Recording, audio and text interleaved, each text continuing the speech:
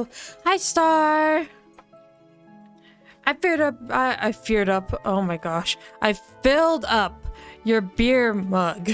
I put beer and filled together and I said feared. Whatever. I filled up your beer mug by 90%. I challenge anyone to beat that. Also, I'm listening to 2 music audios right now because of the background audio and the game audio, because I have the game open for once in preparation. Hello, Star. How's your day been? While you answer, my day has been pretty good. It's been kind of boring, honestly. But I've been playing. I've gotten back into a mobile game, so well, that's good. That's good. I got back into a mobile game. I didn't watch anime, but I did eat. I ate. No lies there, I promise. It was a scramble. And sadly, our animated emote is still in pending purgatory, so we don't have that yet, but hopefully soon. Because I want that emote. I'm so excited for it. But yes, we're playing Jesus, what's the name? Our Life Beginnings and Always. And I just realized while I was making a tweet out for this that I've been saying beginning and always instead of beginnings and always. So I've been not only spelling it wrong, but I've been doing everything wrong. Haha! 8 balls on my side today. But yeah, so I've been spelling that wrong. And for the title, I'm pretty proud of myself. But again, you'll only understand Shiloh chatting if you watch the last stream, so I guess it's not that good of a title if not everyone can understand it, but that's okay. I liked it. I thought it was funny. And scuff, so yeah. Scuff titles for a scuffed VTuber. Magician. Everything seems to be scuffed. Though, so that's okay. But yeah, so we're gonna get back into it. We're gonna do one more. Oh yeah, I couldn't figure out how to do a custom subage thing. So I reset it again, but it seems to not have worked.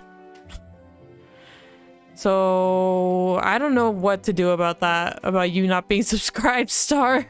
I'm really sorry. But yes, we're gonna get into it, and we're gonna do one more the last childhood scene, and then we're gonna age up. Whoa, and I believe we're gonna be like 13 or something. I don't know, something like that. So probably the worst age. So I'm excited for that.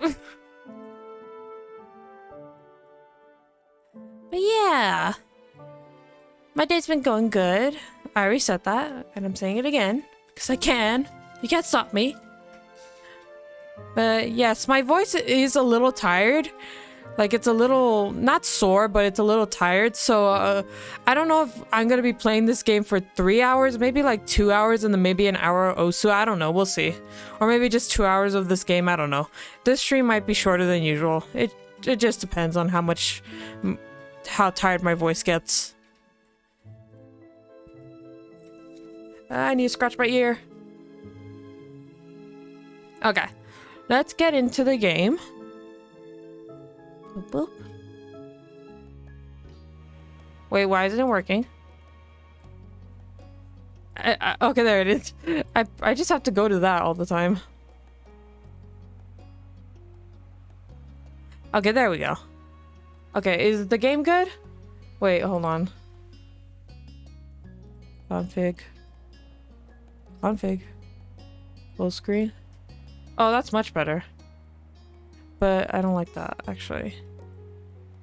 Wait. Full screen? Then I can't... Actually, I can't access stuff, so that's fine. On my second... There we go. That's fine. Oh, that's much better. Huh. I have been doing this on windowed instead of full screen, like I should have. 'Cause I am a dumbass. What's new, though?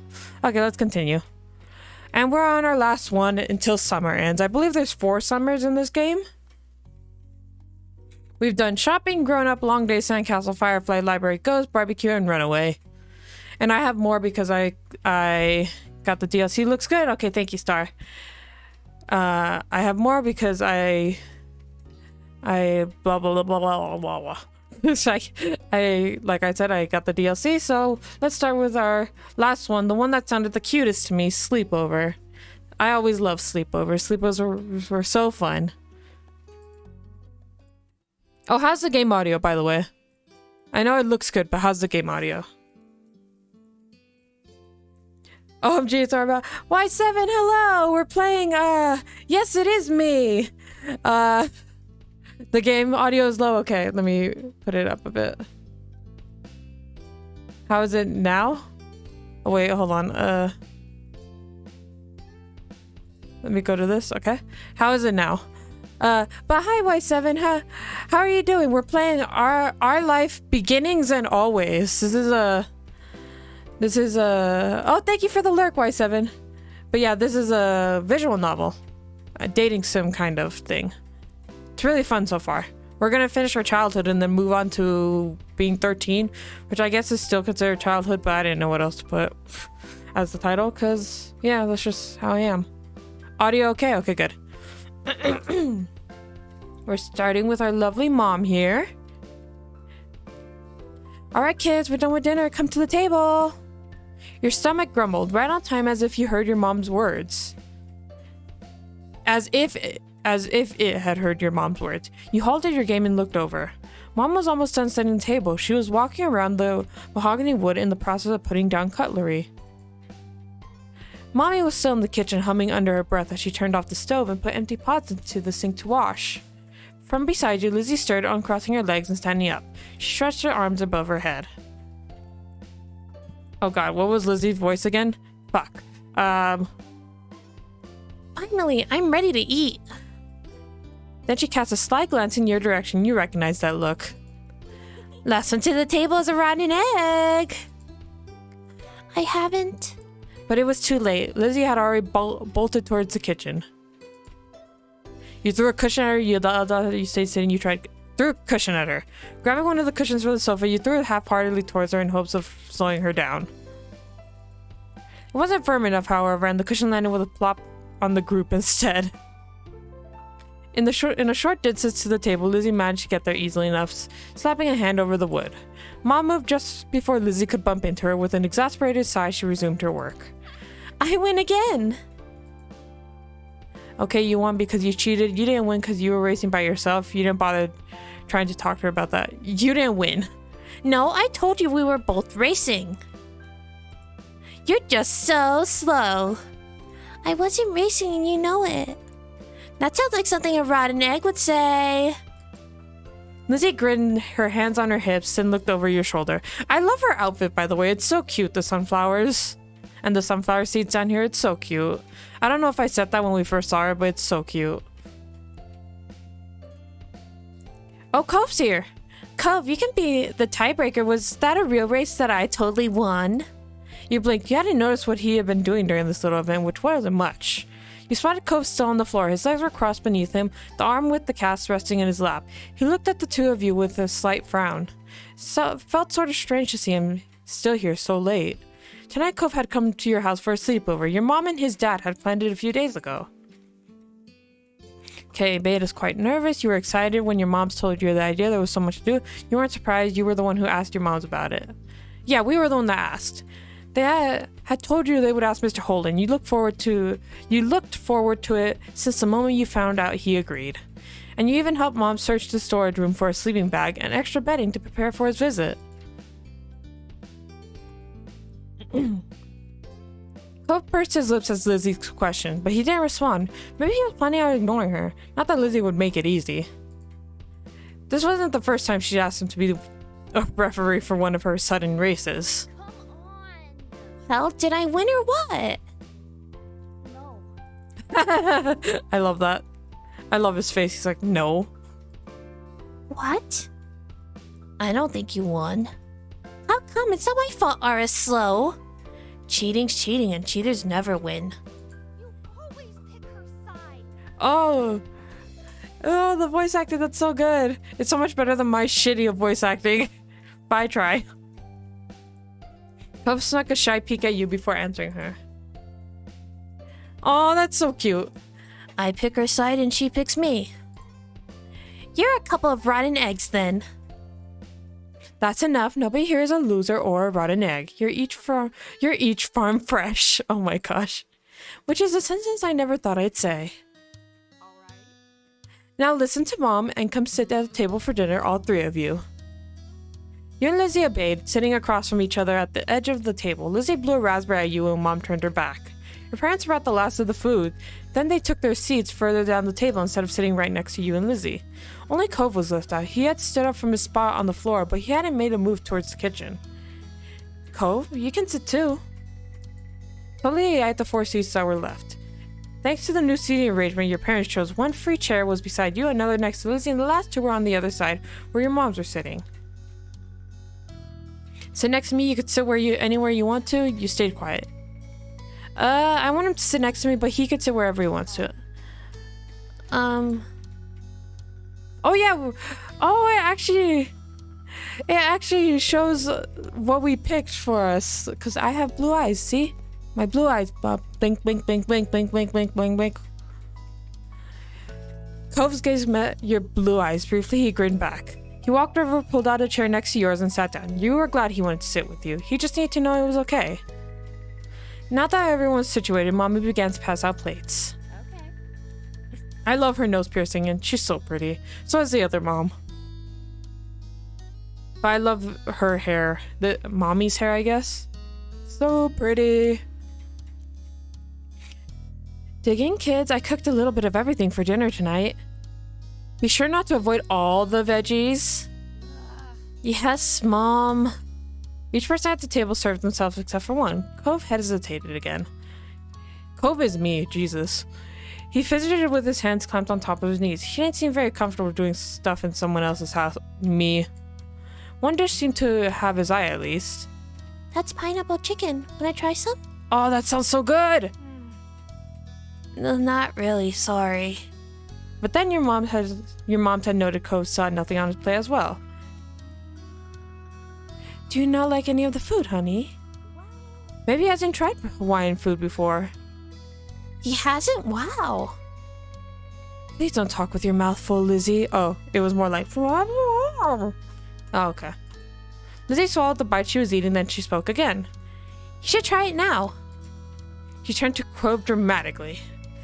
Unless you want to shrink. That's what happens if you miss a meal. Elizabeth, that's not true. You know that. Cove squirmed under all the attention. He fidgeted with the fork between his fingers. Aw, I feel for Cove, because I'm exactly like this.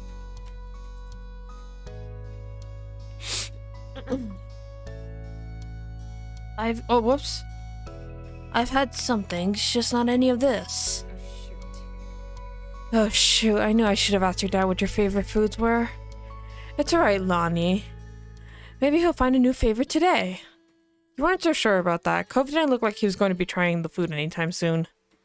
If you try something new, give me your plate. I think you would like the pineapple chicken, it's yummy. Let your mom handle it. Let's suggest something. He ultimately trusted your judgment at your suggestion. Cove carefully spooned rice and chicken onto his plate. You saw that he took more of the grilled pineapple than any of the vegetables. Same. I do the same. Cove is just me in this scenario. You nodded pleased, and your mom's let it slide.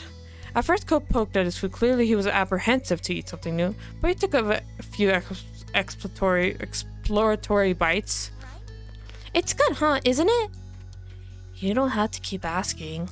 He still speared more meat with his fork and ate it, chewing thoughtfully. It's not bad. Mommy grinned at his words, satisfied even though it wasn't exactly a glowing commendation. Lizzie wasn't as mollified. You're so weird. Don't be mean to your friend. We're not friends. Damn, Cove. Oh. Mommy floundered in the face of Clove's blunt honesty. How many times have I called him Clove by now? Excuse me? You weren't surprised by Cove's declaration, but you did feel a little bad for Lizzie. She wasn't easy to get along with all the time, though Cove didn't make much of an effort either. At least the two of you were definitely friends. This still made you nervous about your own relationship. You wonder how he felt about you. The two of you were friends, right? You hope Cove thought of you as a friend. When you gave Cove a look, he returned a small smile and that made you feel good, even though you were still unsure. Your mommy looked at Mom and only got a shrug. No. Elizabeth, don't call someone weird. There's no such thing as weird person and non-weird person. There's just different perspectives. It's not a nice thing to say to someone, anyone but Pam. Mommy tried to whisper it exclusively to Mom. Her attempt to make it audible over the sounds of clanking silverware meant that you caught the quiet words anyway. They're not friends, he said so. As a parent, we can only try and sometimes we fail. Not all kids will be thick as thieves. Now less talking and more eating, kids. You need to clean up and start winding down for bed soon. But Mom! No buts, we've talked about this. Your bedtime will move back in a few years. For now, you don't get to stay up late. Lizzie sulked, muttering under her breath about how it wasn't right. You stayed quiet, you groaned about it as well. You laughed at Mom's phrasing. You couldn't contain your snorts. I don't know what the phrasing was. I already forgot, but I'm gonna assume it was something funny. Something the matter, Aura? Oh. Mom says no buts. Lizzie scoffed and rolled her eyes, unimpressed by such crude words. Mommy snickered along with you, however. That's right, no buts allowed here. You'll have to get rid of yours. Oh, look at her smile. It's so precious. No, I need it. Oh my gosh, he really looks like SpongeBob when he does that face. The two of you continued to chuckle and Cove even cracked a smile. Children, I'm surrounded by children.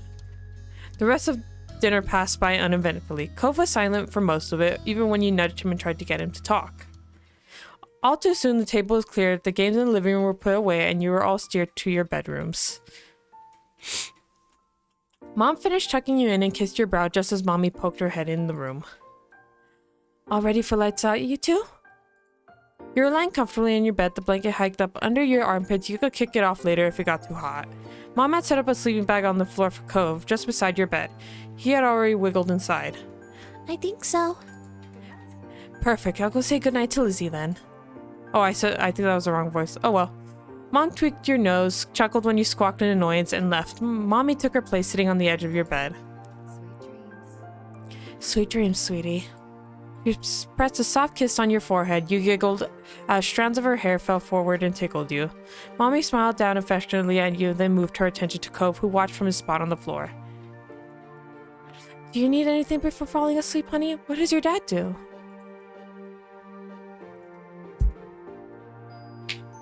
Oh, he has his glasses off. Oh yeah, he's going to sleep. Sometimes he picks me up and lifts me really high and he shakes his hands like he's gonna let go, but he catches me again. He keeps doing that until something he does drops me on my bed, or other times he lowers me down and we pretend like I'm crashing. Cove had become pretty excited when talking about the nightly ritual he and his dad shared. He seemed to realize how animated it was and bashfully quieted. Me, that's me when I realize that I'm saying something too excitedly. But I don't want to do that here. Aw, how fun. Though I think you're right that it might not be a good idea to do that tonight. The sleeping bag might not be as soft as enough of a landing.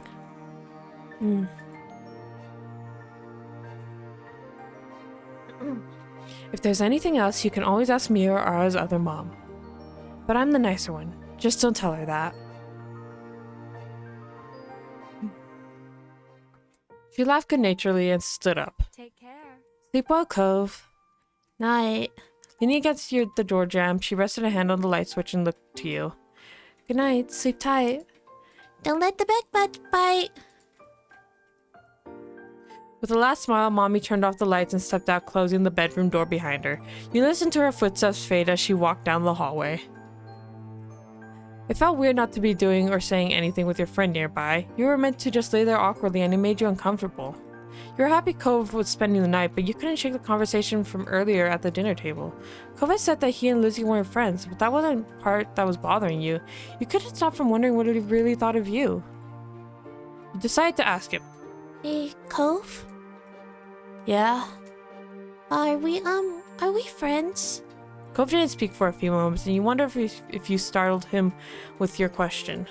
The longer the silence stretched, the more uneasy you felt about his impending answer. Don't turn this on me!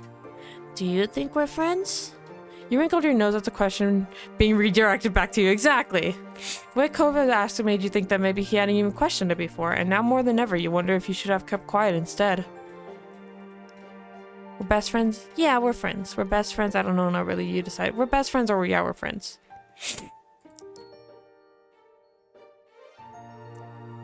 You heard we're best friends. You heard Cove shuffle around in his sleeping bag, and you looked up at the slivers of light cast upon your ceiling as you waited for him to say something. Well, there isn't somebody else it could be. So I guess we are best friends. You chuckled. The answer is just like him. It is really like Cove. And then you let your eyes drift close, pleased that it was settled. When Cove sighed deeply. You turned your head to look in his direction. In the dark, you could only see a faint outline of a lump under the covers. Cove?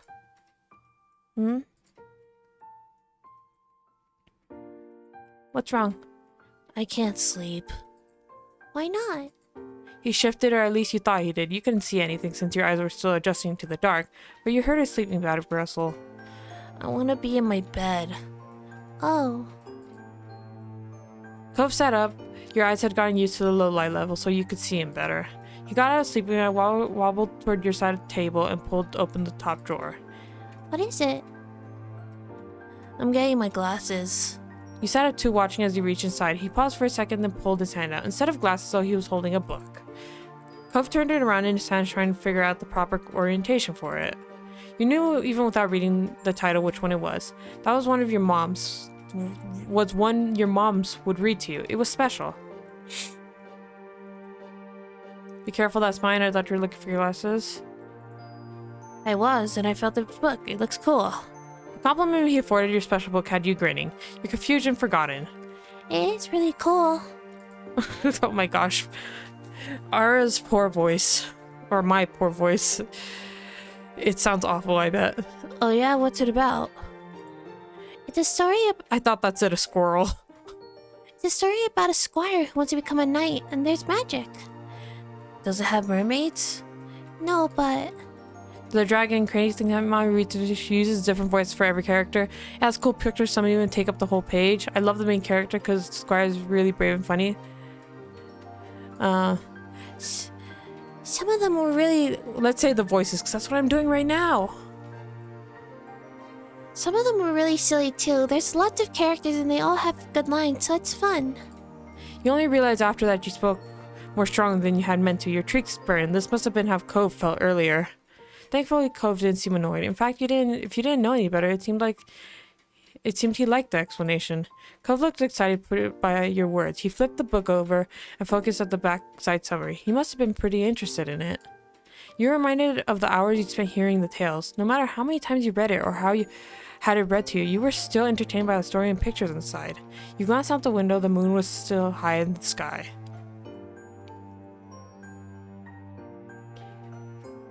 You wanted to read the book with Cove. Yes. You climbed out of bed and padded over to the side table. You opened it and rummaged around, pushing aside stuffed toys and crayons. Why do you have your stuffed toys in a drawer? They all belong on the bed. Even though not all mine are on my bed, but still. Cove called out to you in a confused whisper. What are you doing? Getting something we need. You let out a cry of victory when you found what you were looking for. You jumped back onto bed before any hitting boogeyman could catch you unaware. Oh, this is so cute. Cove continued to watch as you wiggled your way beneath the blanket you discarded earlier. You pulled it up over your head. You have to come here. Bring the book too. Oh, this is so cute. He looks so squished though.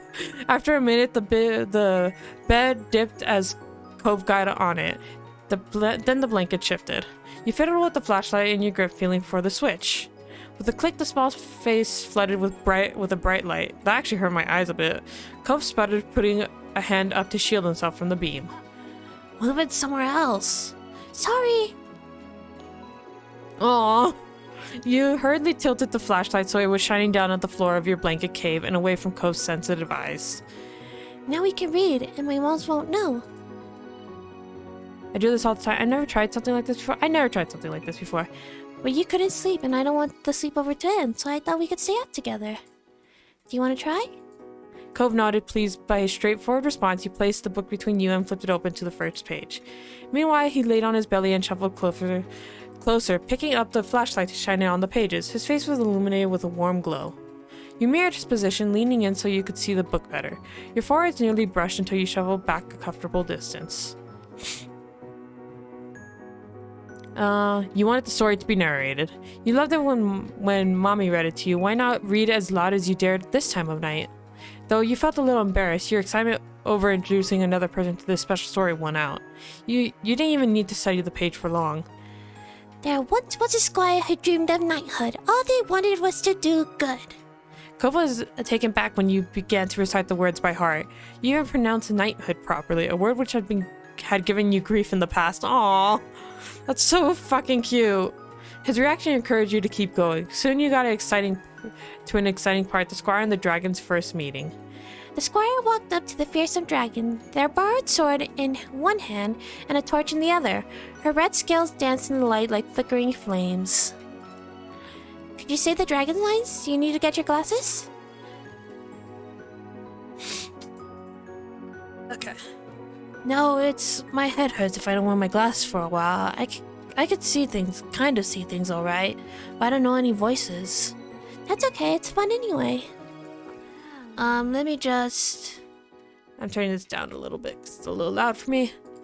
Cove read the page, his mouth moving silently with the words. Eventually he nodded to himself and spoke them out loud. Who goes there? Roared the dragon. Who dares enter my cave? It was your turn. You went to the squire's famous speech.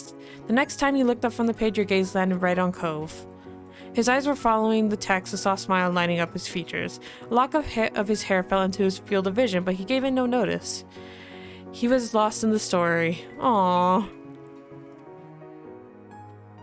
You started when Cove caught you watching him. He raised a questioning eyebrow. What? Nothing. Cove shot you a strained look, but he went back to the book. You did too, even as your eyelids started to droop. When your eyes opened again, your bedroom was pitch black and silent. Your head was smushed in your pillow, your pajamas were sticking to your mouth, and your mouth was dry. Slowly you raised yourself to your elbows. You yawned the back of your throat, twinging as you did so. Twinging as you did so. You rolled onto the side to sit up in bed, planning on getting water from the kitchen when you saw a dark shape towering above you. You froze, then you remembered you weren't alone in your room tonight. Cove, that you? Yeah. You shifted and felt something cylindrical press against your thigh. You fumbled for it. The familiar weight of the flashlight pressed into your palm. You turned it on. Cole blinked at you, looking exhausted. He was in his normal clothes again, shoes and everything. His pajama pants were left on the floor, abandoned, his sleeping bag in a similar state. What is it? Can't sleep. I keep waking up. Same, Cove. Cove, you're just like me. Did you have a bad dream? He shook his head from side to side. Oh, never mind, you're not like me. No, just can't sleep. It's weird here. You frowned. You helped your mom's redecorate it only a few months back. I like my room. It's not that it's bad. I just always sleep in my bed, in my room. That made things a little clearer. It wasn't anything you've done. Cove just couldn't sleep in a new place. You wonder how long it took for Cove's bedroom in his new house to not be weird to him. Probably a while. I'm gonna go. What? That shook off the last of your doziness. He was going to walk outside back to his own house? This time of night all by himself? He noted your shocked expression and looked at you with resolve. My dad will let me in. I've gone outside late before and I have to go. Come with you, you don't have to. Well, if you have to, I should tell my mom. I'll come with you. I just always want to go with Cove. Why? I could get there by myself, and then you'd have to go all the way back here from my house. Gotta make sure nothing happens to you. I think I should come anyway. I want us to stay together more. Cove looked at you quietly as if contemplating something before nodding his head. Okay. Aww. Oh, this is so cute. With that Cove, I sneak out a lot in my childhood. I mean, it's all my choices, but it's funny. With that Cove casually crouched down to collect his pajama pants, you were relieved he didn't mind you coming. Are you getting the rest of your stuff too, like your toothbrush? I don't know where my mom's put it all. No, just this. You could understand that. He didn't really need anything right now, and you could always pick up his things tomorrow. Cove visited your house during the day all the time. You grabbed the flashlight and waited by the door. Soon Cove joined you. The two of you crept out of the hallway as silently as you could. You sidestepped to the loose floorboard at the end of the hall, alerting Cove to it as well. Apart from that, you had no problem making it to the front door. Everybody was in the room, so the rest of the house was abandoned. It was brighter outside. Here some of your other neighbors had lights coming through their windows. Still, you felt better with your flashlight turned on. You pointed it in the direction you were walking. There was no sound apart from the chirping of crickets and the crunch of some loose sand that got all the way up the street from the beach. After a while, it was almost soothing. You thought back to your unlocked front door and hoped one of your moms didn't wake up. If they locked it or checked in on you, or both, you'd be in a lot of trouble. We've been in a lot of trouble before. Surprisingly, it was Cove who broke the deep silence. This was my first sleepover. Really? I've had sleepovers before. Sometimes I'll go to Grandma and Grandpa's house. Shiloh slept over a few times too, and other stuff. Cove remained quiet. The silence stretched between you, but it didn't feel awkward right now. You didn't feel the need to break it immediately. How was it? Or is it? It's not bad. I liked reading your book. You did? I kind of thought you weren't having fun. You didn't really say anything when we were eating. I didn't know what to say. Oh. Now you're the one who didn't know what to say, so you said nothing. Mood. You just lit the path ahead. The two of you kept walking side by side, your shadows stretching across the concrete. In almost no time at all, you arrived. Cove's house loomed above you. The window's dark. Mr. Holden must be sleeping, just like everybody else in your own family. Are you sure your dad's gonna open the door? Yeah, he wakes up real easily. As if to demonstrate, he rang the doorbell. A couple minutes passed and you wonder if Cove was wrong. Then the front door unlocked and cracked open. Out came his dad. Oh my god, he really looks like Clavier right now. I was spot on with that comparison to Clavier. Holy shit. Mr. Holden wasn't wearing all his clothes. His hair wasn't in a ponytail like normal either. You felt a little bad to disturb him when he definitely had not been expecting anybody. His eye had been narrowed into tired slits, yet they opened wide when he saw you and Cove. Kids, what in the world are you doing? Everything okay? I couldn't sleep. Cove said my room is weird. Mr. Holden blinked, his features still twisted in panic. Then he closed his eyes and let out a deep breath. Right, well, that is a shame. What's done is done. Come on inside, son. We could talk about what happened in the morning. Okay. Cove Yanwa entered the terms without complaint.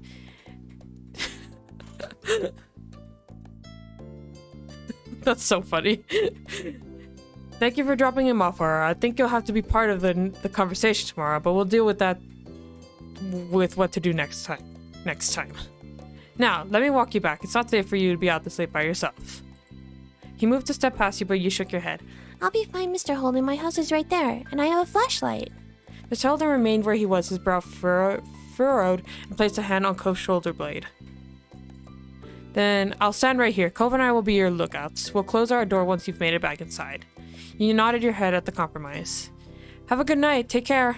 Mr. Holden waved you off as you turned. Your eyes met Cove, still standing beside his dad. His lips were turned up at the corners. He spoke in an almost whisper.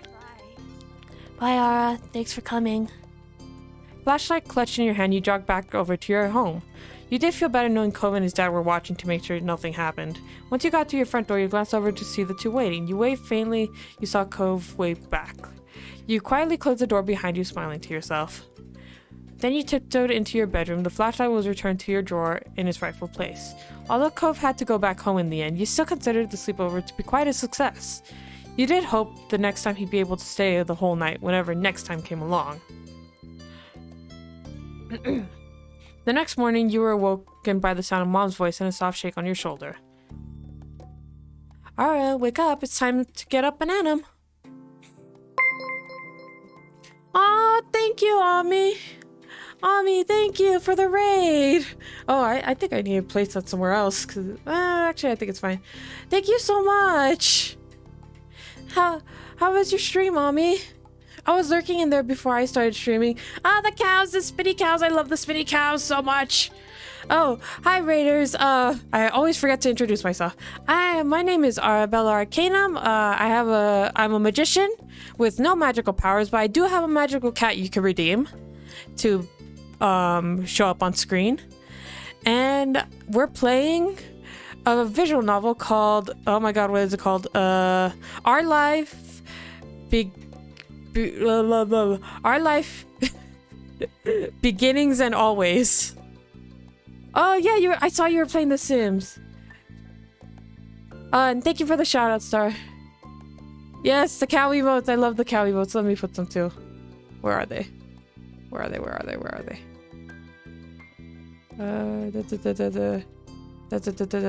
are they? Oh, I passed them. Oh my gosh, I passed them.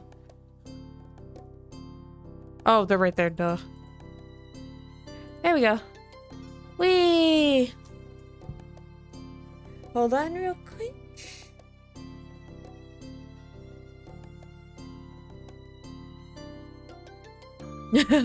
But thank you so much, Ami. How was your stream?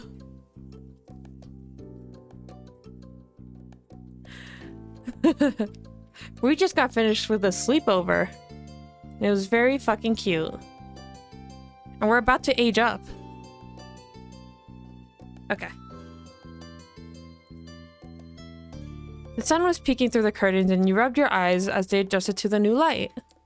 Whoops. Cove's already out of bed. You blinked at it for a moment confused until you caught the empty sleeping bag on the ground and remembered what had happened during the night. But I didn't see him out there. I wonder where he's gotten off to so early. You hesitated, giving Mom a look with your mouth hanging open as your mind processes what to tell her.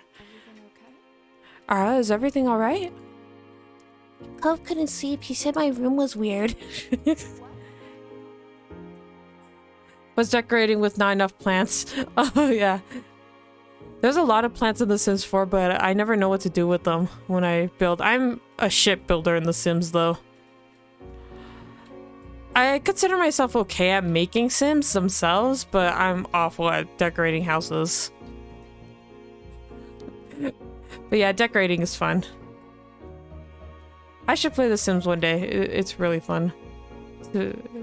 My sister is really good at decorating houses in The Sims. She's the decorator.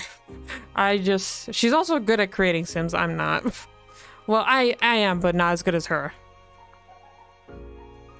What? Where's Cove now? Did he sleep on the couch? Mom was still looking at you expectantly, but as you started to explain what had happened, you're interrupting by Mommy calling from downstairs, saying Mr. Holden was at the door. You could tell by the way Mar's forehead crinkled that she was even more concerned. When she turned to head downstairs, you pulled back the covers and jumped out of bed to follow her. Ah, you don't look like Clavier anymore. Well, you still do, but not as much. Cliff, how are you? Mama joined Mommy at the door while you hovered at the bottom of the stairs and peeked around the corner. You saw Cove's dad standing just outside, a sheepish smile on his face. He does not look like he has a smile on his face. He was alone and you wonder if Cove was alright. I don't want to alarm both of you, but Cove showed up back home in the middle of the night and he wasn't alone. He rubbed the back of his neck anxiously. He must have felt bad about sharing the news. Mr. Holden kind of reminded you of Cove in that moment. Your moms exchanged a matching pair of surprised looks, Mommy gasping and covering her mouth with a hand. The two of them looked your way. You quickly ducked back behind the wall. The boy and I made sure Ara got back safe, but Cove wouldn't tell me what happened. I thought you might have a little more insight. This is like the third time we've snuck out in this childhood of ours, so the moms need to do like some security on this house. We didn't hear a thing during the night. I noticed Cove was gone just minutes before you arrived. Is he alright? We're so sorry. We'll be having a talk with Ara about this for sure. Mr. Holden pulled his lips into a tight smile and held his hands as to say it wasn't their fault. He's fine. I just wanted to find out more before having another talk with him. I should have known he wasn't ready to spend the night at someone else's house. He felt bad for Mr. Holden. He looked so sad. They discussed the event for a little bit longer, your parents promising to call him if they found out more. And when Mr. Holden finally said goodbye, you heard Mom calling your name. Uh-oh. We're in trouble again. No more TV again. Immediately you panicked, wondering if you should find somewhere to hide. There was a growing sense of dread in your stomach that you were about to get into a lot of trouble. Your moms found you eventually, though you were relieved to see they didn't look very angry. They did look, however, look very, very worried. Oh no. What were you thinking, Ara? Why didn't you tell us something was wrong? Why did you leave the house? You choked the ground in front of you, refusing to look at them. I'm sure you were just trying to help him, but you know it's dangerous to go outside at night without a parent, don't you? Excuse me? Nodding your head, you couldn't do much more than listen as your parents explained how dangerous it had been for you and Cove to wander over to his house on your own. Personally, you didn't think it was that bad since Cove only lived across the road, but you didn't tell your moms that. You were already in enough trouble as it was, so when they asked you to promise to tell them something like that next time, you nodded your head in agreement. Even though it was a little unfair, you accepted the punishment that you weren't allowed to have any sleepovers until you could prove to your moms that you were responsible enough. You were determined to show them that you could be trusted. When you saw Cove next, he was sorry you had gotten in trouble. After hearing a similar lecture, Cove got away with a warning from his dad. Mr. Holden felt the negative experience was enough already, and Cove didn't need any additional punishments. In the end, the two of you and your parents were eventually able to move past the ill-fated sleepover. It had all been a learning experience according to the adults. You could accept that. There were definitely things you learned from it. And hopefully one day, you and Cove would finally be able to have a successful sleepover. Oh my gosh! We finished the moments! Oh, let me save. Okay, we finished them. We finished all the moments. Oh, we're going to the next stage. And then summer ended. Yes. Move to the next step. They still look exactly the same. None of their hair grew. They didn't cut their hair. Nothing. I'll never get tired of that view. You stood beside your moms, Lizzie and Cove, as the five of you watched the sun dip into the ocean somewhere far, far away. You like to imagine it cooling off in the water, resting itself before getting ready to shine brightly again tomorrow. That was a fun day. I didn't know they had magicians on the shopping street now. What? Oh yeah! The Great Alexander or something. I'm there too. I was there too. I'm a magician in training right now because I'm a little kid in this story. Neither did I. Oh no, we're so dull. Let's get out more. Oh my god. Lizzie! You didn't do real magic, Mom. How did you figure that one out? Because I know that's not what real magic looks like. Oh, Lizzie dear, there's all kinds of magic in the world. Lizzie gave Mom a suspicious look but didn't dispute the claim. Yeah, shut up, Lizzie. You like golf. Nothing wrong with golf, it's just I'm making fun of her. You looked over at Cove, who hadn't said a word since you started home. He didn't look upset though, just content. You're aware he still hadn't quite warmed up to your parents. Well, we can't just sit out here all night. Time to hurry home and get cooking. Who's helping with dinner? Lizzie immediately let out a groan. Mom, summer's almost over. The protest was obvious. You could practically see school on the horizon. You certainly didn't want to spend your last bits of freedom cooking dinner. You could do that any other day. Put on your best puppy dog eyes. It is almost over. We have to keep playing before it's too late. Put on your best puppy dog eyes. Hopefully they're better than Lizzie's. Lizzie's puppy dog eyes were really bad. Oh, don't look at me like that. Like what? Soon we'll have homework and reading to do. We can't do work now too. Lizzie made her case and then stopped her foot into the ground. You mimicked her, feeling that would add something to the argument. Well... No. Oh, come on, Pam. I can help you with dinner. Mommy leaned in for a hug and you knew that you were very close to victory. Okay. Alright. But as soon as dinner's ready, you lot are coming inside, understood? Yes, Mom. Yes, Mom. Cove, Cove's here. You're welcome to join us as well. You sent him a small smile, which he returned. Cove gave a non-committal shrug to your mommy, which you took as an agreement. My ear is itchy. So what you do is a little time. Maybe I could get the seashell bracelet at Tines and Trinkets. Ooh, or maybe the playground. Or the fireflies, though, will probably be coming out right. I'm going home. We can't go too far. You silently made your own plans. No, I gotta say this. You silently made your own plans. Lizzie had her own ideas of what she wanted to do. But what were you going to do? You glanced over to Clove, considering. A strong gust of wind made you shiver. Livy huffed as she wrapped her arms around herself. Doesn't the wind know that summer's not over yet? That's all that Lizzie said before abruptly turning on her heel and heading off in the direction your mothers had gone. Where are you going? I'm going to my room. I have lots to plan if I want to make the most of tomorrow. You thought this over. Looking off towards the water again, Lizzie didn't wait, and before long she was disappearing off down the road. Meanwhile, Cove was going in the opposite direction, heading for the beach. Stayed with Cove. Cove gave you a smile that you couldn't help but return. He made a little gesture as you interpreted it as follow me and then started heading to the waves. Every time I see this, I'm sorry to mention it again, but he looks so much like SpongeBob. Cove knelt down, picking up something and you quickly identified as a smooth rock. He reared his arm back, then tossed it into the water. Like, okay. You're impressed over how far he got it to go. It sailed way out into the sea. It was a good toss. That was pretty neat. It wasn't a long throw, but he didn't care to try for that. The rock sunk kind of like a rock and fell back down almost right after he tossed it. You're impressed with how far you got. You can't skip the rocks on the other. What are you doing? You look for your own rock. We're going to be joining in. Deciding to join Cove, you search nearby for any rocks or shells that you could throw too. You found a shell that would suit your purposes, a smile growing as you tossed it as hard as you could. It landed with a wet-sounding thunk a few feet away and slipped into the water. When you looked over at Cove, he didn't seem to notice that his throw had been more impressive. Cove was looking down at his cast, scratching idly at the pink surface, even though you were pretty sure you couldn't feel it. His brows were furrowed and there was a frown on his face. Oh, poor Cove. You'll get to swim soon. Oops, that's if you heard that was my phone. I went to go knock on my desk and I hit my phone.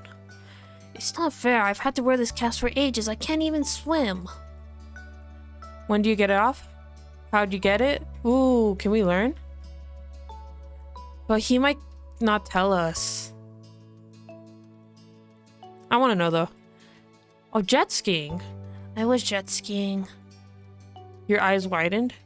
It's not fair, really? You hadn't heard the whole story yet, but the picture in your head was already sort of scary. He then continued to explain. He's actually explaining. I crashed. He gestured to arm and say this, and this was the result. It's hard to believe you're allowed to jet ski. Wow. Well, I'm not. Oh. Oh my gosh. Karma. Cove let out a huff, plopping down into the sand. Can't believe summer's almost over. You sat down next to him and nodded in agreement regardless of the sudden topic change. I don't want to go to school. I mean, I would. I don't want to go to a new school. I think it'll be the same school as you, Lizzie. My dad said something about that. Cool, you're gonna like it. Everybody's super nice.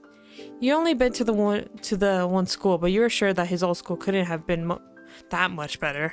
Then again, he did have to make new friends and meet new teachers. It could be kind of scary. Cove shook his head, then wrapped his good arm around his knees as he drew them close to his chest. You heard a sniffling sound. Oh no, he's crying again, no! And when you took a good look at his face, you realized that his eyes were wet. No! I want to go home. Oh no! You've never had to move before, but you thought you could understand. If you had to go to a new school all of a sudden with all new people, you'd probably be dreading it too. Even though you sort of maybe understood, you still weren't sure how to help. Okay, I'll see you later. Cove gave his head a small shake. No, I want to go back home. Right, Cove wanted to go back to his old home, the one that sat waiting somewhere far from here, the one he would bring up whenever he felt this sad. It had been a while since he had moved in, but he didn't seem to feel any better about being here. You settle back down into the sand trying to consider what to do. Do you hate it here? This can be your home? It'll be alright. If we say this can be your home, I have a feeling he's gonna say something like, but that's my home. They both can't be our home, my homes or whatever. Let's just ask if he hates it here. Oh, that might have been the wrong choice. Uh-oh. Then he shook his head. No, no, no, no, no! He's crying more! I made the wrong decision! I made the wrong decision! Ah! Okay, wait. You felt a rush of relief to fill you?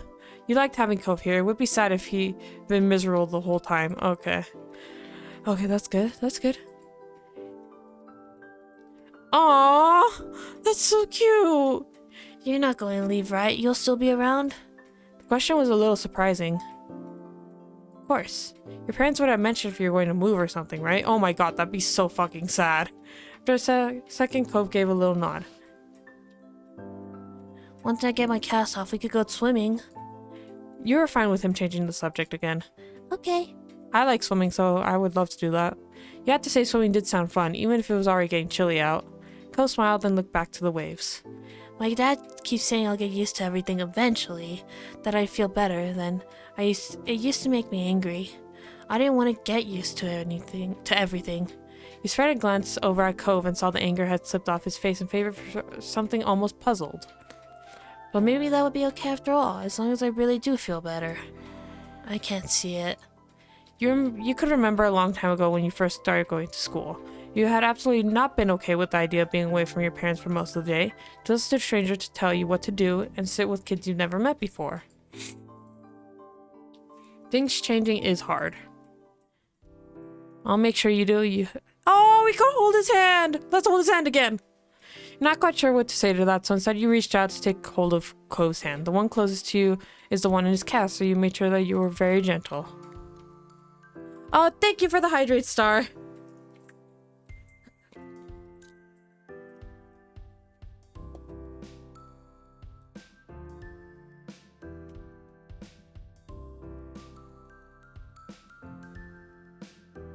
Thank you. Okay, I'm finished drinking.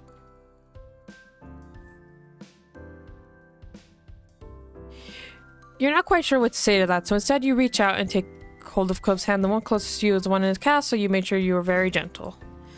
As you watched, Cove's eyes got a little misty once more. Aww. Aww, this is so cute.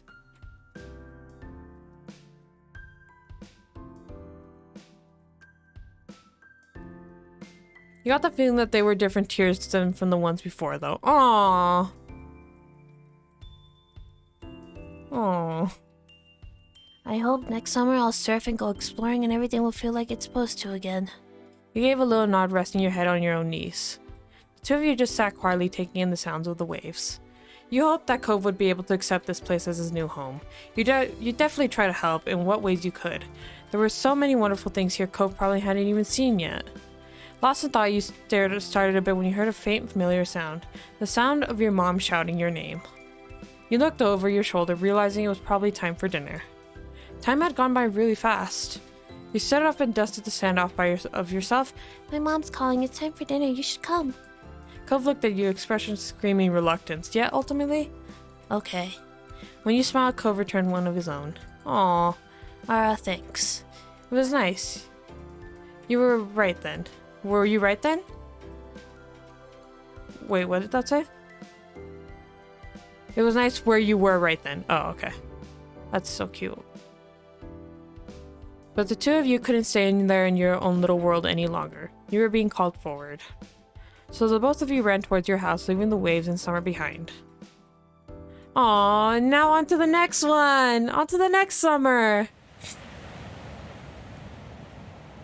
In between? What does that mean? Oh!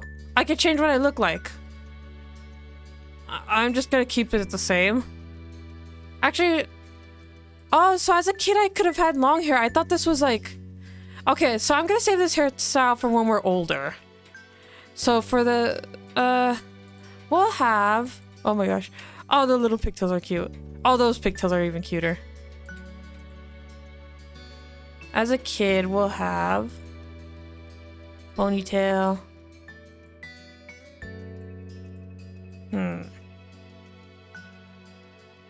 The side ponytail's cute. I feel like the side ponytail.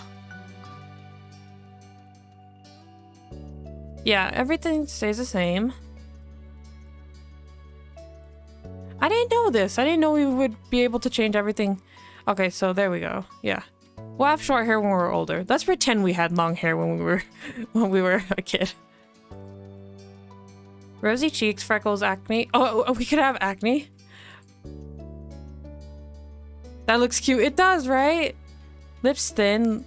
Lipstick. Lips thin. It's doing nothing. Lips are doing nothing. Should we have glasses? Nah. Earrings 1, earrings 2, earrings 3, earrings 4, earrings 5. Oh, the stars are cute. Oh, whoa, there's more. Earrings 10, earrings 9, earrings 8. What are... Oh, it's like a thing on there. What's that? They're like flowers. Let's do the silver flowers. I think we're 13 in this, if I remember correctly. We'll just keep it like this. Accessory types. Yeah, we'll keep this all the same. Braces, nah. We'll just keep everything the same. Birthmark, will it change anything if we have a birthmark on our arm or back or leg or chest? Sure, on our back. I don't know.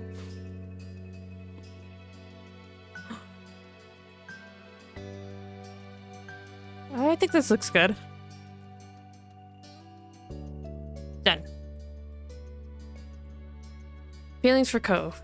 Fond, crush, relaxed, nervous, relaxed. Direct, relax. Should it be crush, fond? We're at 13.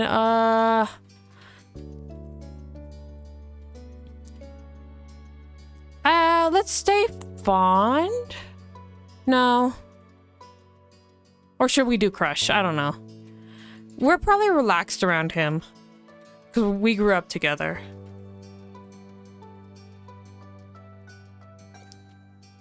Or are we more direct with him?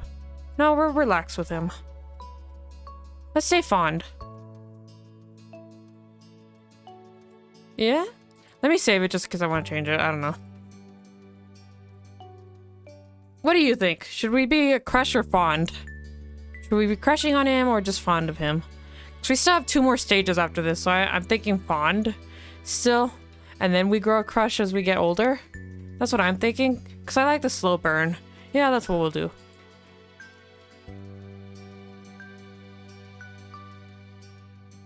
Crush for later? Yeah, okay. Yeah, that's what I was thinking. Yes. Customize Cove. You get to customize Cove yourself or let us prior experience determine. Experience determine it. Cove customization. Appearance. Oh, wow. Hair. Oh, that one's cute. That one's cute.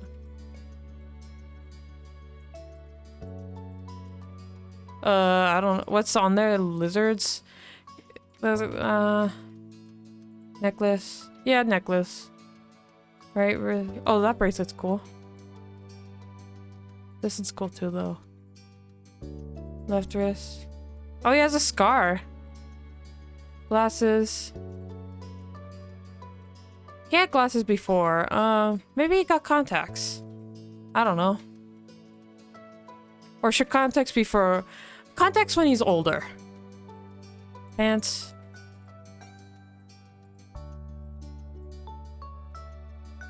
Kind of like the purple ones.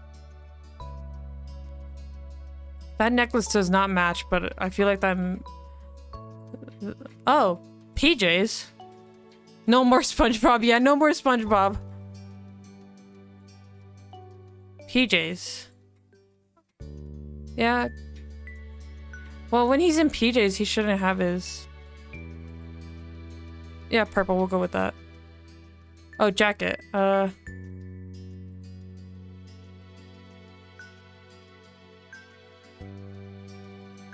Jacket 1, jacket 2. He's still wearing those pants? Oh my gosh, Cove, that's a mess. Okay, we're changing his pants. We're changing his pants to something else so they match better with the jacket. There we go.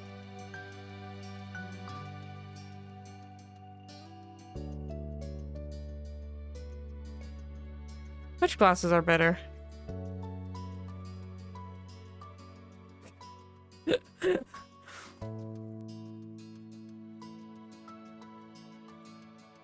No, he has to have his necklace.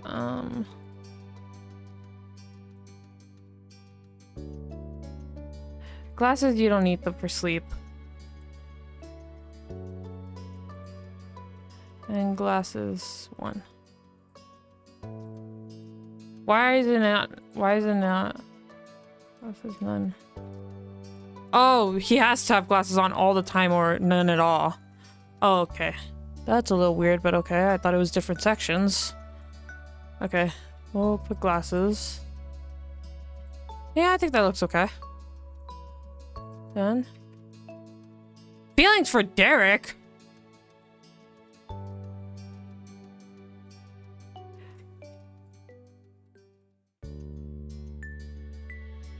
Who's Derek? Oh wait, did I do his personality? Hold on. Let me go back to this. Ready? Yes. Let me save right here. Sorry. Both. Okay. Punching Alex. Let's put his glasses back. Let's put his hair back to this because I thought it was nicer. Or cuter, at least. Necklace, right wrist, I like this one. Left wrist, yes. Change pages. Pages, yes. And then jacket. There we go.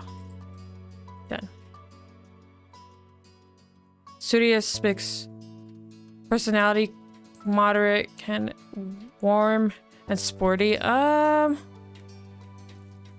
You forgot to do it earlier. This is the wrong game.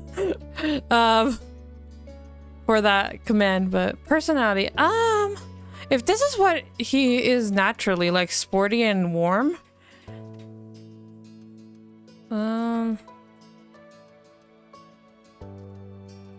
Maybe like we'll do this, so it's not all the way.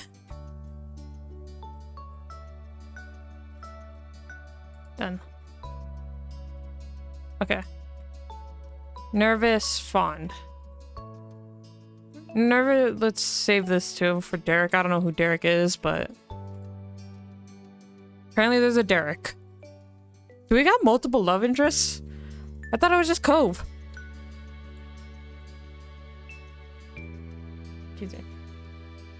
He's not gonna be, or should we put him as Derek as our crush for drama? Again with Cove. That'd be something. That'd be something. Poor freaking Cove. We yearn for drama.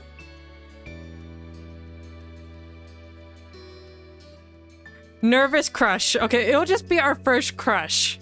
Like our first crush, so we'll just be... Okay, yes. Poor Cove. Poor Cove got friend zoned. Just for now, just for now. August ended, September began. It was time to go back to school. Lizzie groaned and complained for the entire first week. She hated going to classes. Still, there were interesting things that couldn't be done anywhere else. You weren't sure how Cove felt about it. He was enrolled that year. That was like a sign Cove would be staying in Sunset Bird for a while. At school, he was alright, but kept his distance from other kids, from what you saw anyway. Whenever he could, Cove... Teenage friendship? I got an achievement called that. Whenever he could, Cove stuck to you like glue. He didn't even mind that much what you did to pass the time as long as it was together. Oh, that's so cute. That year, the divorce of Cove's parents was finalized. You overheard your parents talking about it, saying Cove's dad got full custody. At first, you worried that meant bad news. It had made Mr. Holden cry, apparently. Then you found out it meant Cove would keep living with his dad. He would only stay with his mom a few weeks of the year. Cove cried too, for different reasons, you thought. You see, it seemed like Cove and his dad might move again, but Mr. Holden decided to stay after all. Mom asked him about it once. He had said he didn't want to uproot Cove's life a second time. Mr. Holden tried to get Cove to like Sunset Bird more. He kept encouraging his son to go out and see the place. Sometimes Mr. Holden volunteered you to spend time with Cove. He seemed very confident that it would be an effective strategy. Cove never talked to anyone about what happened with his parents and withdrew whenever it was brought up. It was hard for him, yet nobody knew how to help. Eventually, Cove stopped crying on his own. You could understand what had changed. Still, you worried about him. You could tell he wasn't completely happy. Maybe one day he would say out loud what he felt inside. After that, it felt like things had gone back to normal, except what was normal didn't stay the same. Years passed, and suddenly you were in middle school. You weren't a kid anymore. You were 13 years old. That officially made you a teen, even if your sister didn't agree. Oh, we're playing the worst years. At least for me. The toys and crayons I used to litter every free space in your room had been packed away somewhere, replaced by new hobbies. There were other changes too. Cove's cast got taken off. It was weird to see it without him initially. Well, I would hope it wouldn't be on there for years. Underneath the pink plaster ended up being a long, thin scar that snaked across. Oh, I didn't even make the connection that was from under his cast. Oh, yeah. A long, thin scar that snaked across his forearm. Cove's chest puffed out in pride when someone drew attention to it. He also went through a major growth spurt. He was the tallest student in his class for 2 years in a row. Cove will probably hold that spot again next time. In class, people knew him for more than just being tall. He also stood out because of how well he did in gym and other athletic situations. Over the years, he began opening up more too. You saw him talking amicably with other kids or neighbors from time to time. And the only kid that came to visit the neighborhood when you were little, Shiloh, well, he was gone. No! Shiloh's in my title! No! He and his mom moved back south because of her work just 1 year after Cove came to Sunset Bird. It had been really upsetting when he left. Lizzie was inconsolable for weeks, but nobody talked about Shiloh anymore. It was a long time ago. Maybe he'll come back. You learned that some heartbreaking things became less sad the further away they were, even if they have never gotten any better. That was sad in its own way. Things at home were different too. You still lived in the same house and all that, but it wasn't how it was before. Maud dyed her hair purple, wanting something new, and liked it so much she kept dyeing it. We're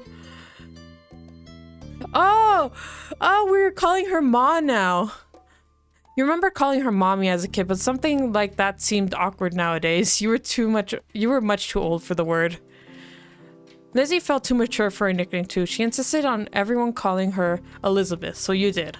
Your mom soon gave her permission to go places other than the playground and shopping street, which she took advantage of. You rarely saw her around the old neighborhood. In fact, she hardly spent time with you the way she did before. Elizabeth instead associated more and more with girls from school who were her own age. Maybe the difference between 13 and 15 was greater than the difference between 8 and 10. You started befriending new people yourself, like Derek Suarez. He didn't live in the neighborhood or go to the same school. What happened was his and Cove's dad struck up a business partnership a few months ago. Oh gosh, our crush! Since then, Derek would pop up in the area now and then. It seemed Mr. Suarez was happy to let Derek tag along to his work. Derek had the time for it. Without a doubt, everyone and everything around you had changed in small and big ways. You had too. As time went by, though, it was easy to settle into this new normal. Then before you knew it, school was over and summer vacation had come again. Ooh, our room looks nice. I like that bedding. Oh, that painting is so pretty. It was the first day of summer vacation. The sun was as hot as ever, but you were inside and away from its harsh rays. To be more specific, you were snuggled but celebrating your time off by sleeping in, wide awake about to head out to sleeping. It was hot, but you still had the blanket on top of your head to block out the sun. You didn't want it intruding on your lazy morning. Unfortunately, you hadn't prepared for an intrusion. From beneath the blanket, you heard the door creak open. Oh, Lizzie! She changed to, oh wait, she doesn't like that anymore. Elizabeth, I'm sorry. Elizabeth. She doesn't have bangs anymore. She changed to oranges instead of sunflowers. You're still sleeping? Wow, get up. You started to fake snore loudly, yep. You didn't get out of bed and made some obnoxiously loud and phony sleeping sounds. It was pretty annoying, but she had bothered you first. Not funny. Get up now. I will come over there. So much for a lazy morning. Mom told me to tell you that your friend's at the door. He brought some happy summer gift from Mr. Holden. Mom wants you to take it from him and say thanks or whatever. So come down already. I'll be there when I'm there. Okay, fine. Be right there. Elizabeth had nothing else and left, having done what was instructed of her. You rolled out of bed, stretching your arms up high and yawning. Time to get ready. You sat in front of yourself in front of the mirror in the far corner of your room. Your reflection hardly even fit the frame. You're very tall. Your reflection went over the whole length of the mirror. You're pretty tall. The reflection fit comfortably in pain. Your average height. There was a lot of real. You're pretty short. You're very short. I'm 5'7". At that age, I was pretty tall for... we'll go pretty tall. Not completely, like, very tall, but pretty tall. Cove tended to be the only person around who was even taller, at least among teens your own age. You liked your height, you weren't sure how to feel about it, you were kind of self-conscious over it. How did I feel about my height at that age? I liked it, actually. It suited you well in your mind. Then you put the finishing touches on your outfit while ruminating on the situation. Careless as they had been, Elizabeth's words piqued your curiosity. You planned on going over to see what Cove was up to, so this worked in your favor. Your reflection grinned back at you. We were looking forward to seeing him. You left your room resting a hand on the railing as you went down the stairs. Step 2, second chance. I wonder if he knows about the $20 now. You had spotted Mom first reclining on the couch. She held a magazine in her hands, which she was perusing through. What does a 13-year-old sound like? I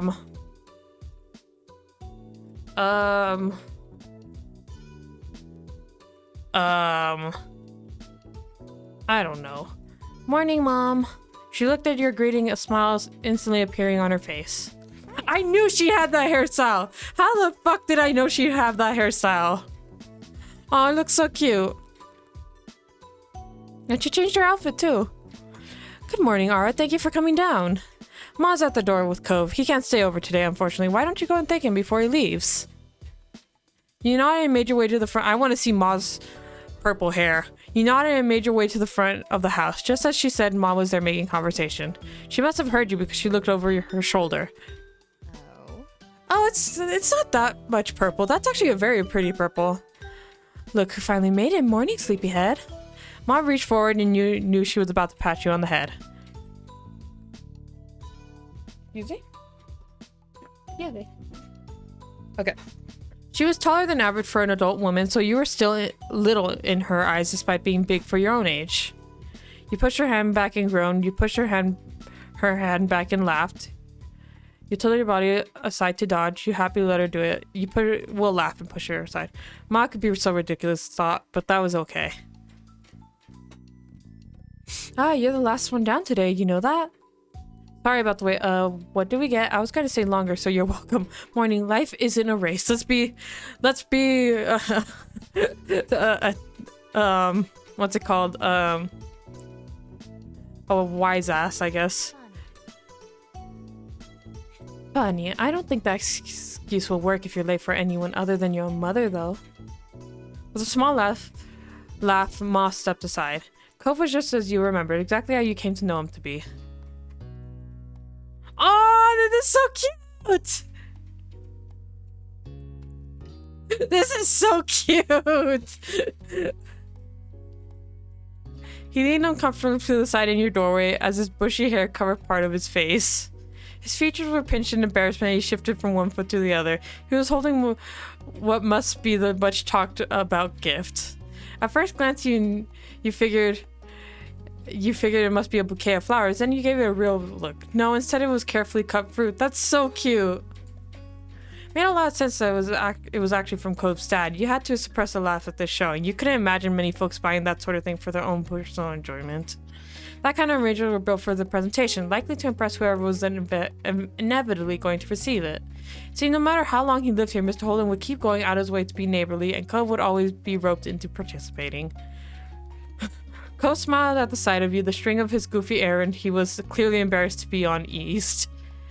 Oh god, what is his voice gonna be? Okay, 13. He grew, so maybe he hit puberty? I don't know. I'm gonna drink some water while I think. If anyone has any suggestions, let me know.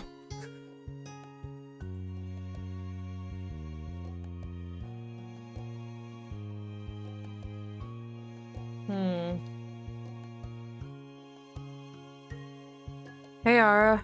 I don't know. You smiled back. It was a second nature to you. Cove had always been such a close friend ever since the two of you were kids. Hey, it's nice to see you. Oh, there's a voice. Squeaky puberty. No, I'm not gonna do that to him. Plus, honestly though, if I could, I would. I don't know how to do a voice like that. That'd be hilarious. Yeah, you too. Your grin brightened even more. Every time he came, your mood was brightened. It was already shaping up to be another long summer with plenty of time for the two of you to have fun together. His awkwardness over the task started to creep back in, so Cove nudged the gift closer to you. He was ready to be relieved of it. And with that, the gift was accepted. I hope you and your family like this. It's a pretty good gift, I think so anyway. He smiled earnestly. Aw, he looks so much happier. Dad spent a lot of time picking out the best size and design. There were so many options to choose from. Thank you, thanks. You are too cute sometimes. Oh my god, should we say that? We said it. Ara. Just thanks my dad for all this, okay? Fine. Mr. Holden's behavior really was different from any neighbors you'd ever had, though after 5 years you were used to his antics, and you'd since made up your mind on what your opinion was. You didn't like him, what? He was pretty weird, he was sort of funny, he was nice, he was great and kind of handsome to boot. Oh my god, we're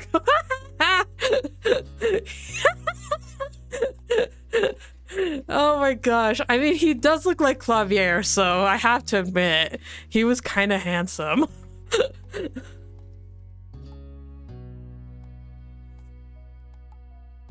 Though there were some things people didn't like about Mr. Hold'em, you didn't mind them and you liked him quite a bit. And even if he was Cove's dad, you couldn't pretend like he was a nice looking guy. That was good too, but it was something you kept to yourself.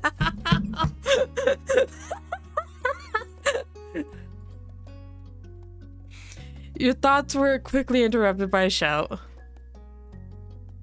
There you are. You shared a confused look with Cove as both of you stepped through the open door onto the neighborhood street. It didn't take long to locate. Oh, it's Derek, our crush! Oh no! Oh no!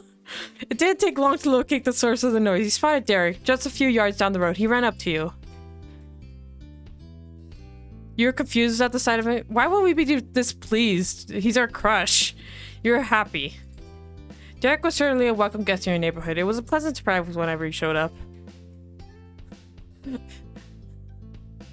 Wait, why does he look so much younger than us? Did we make a mistake? After stopping a couple steps away, Derek hunched over to catch his breath. Then he looked up with a wide grin. Oh my gosh, he looks like someone and I can't remember who. Hey. Okay, he must be younger.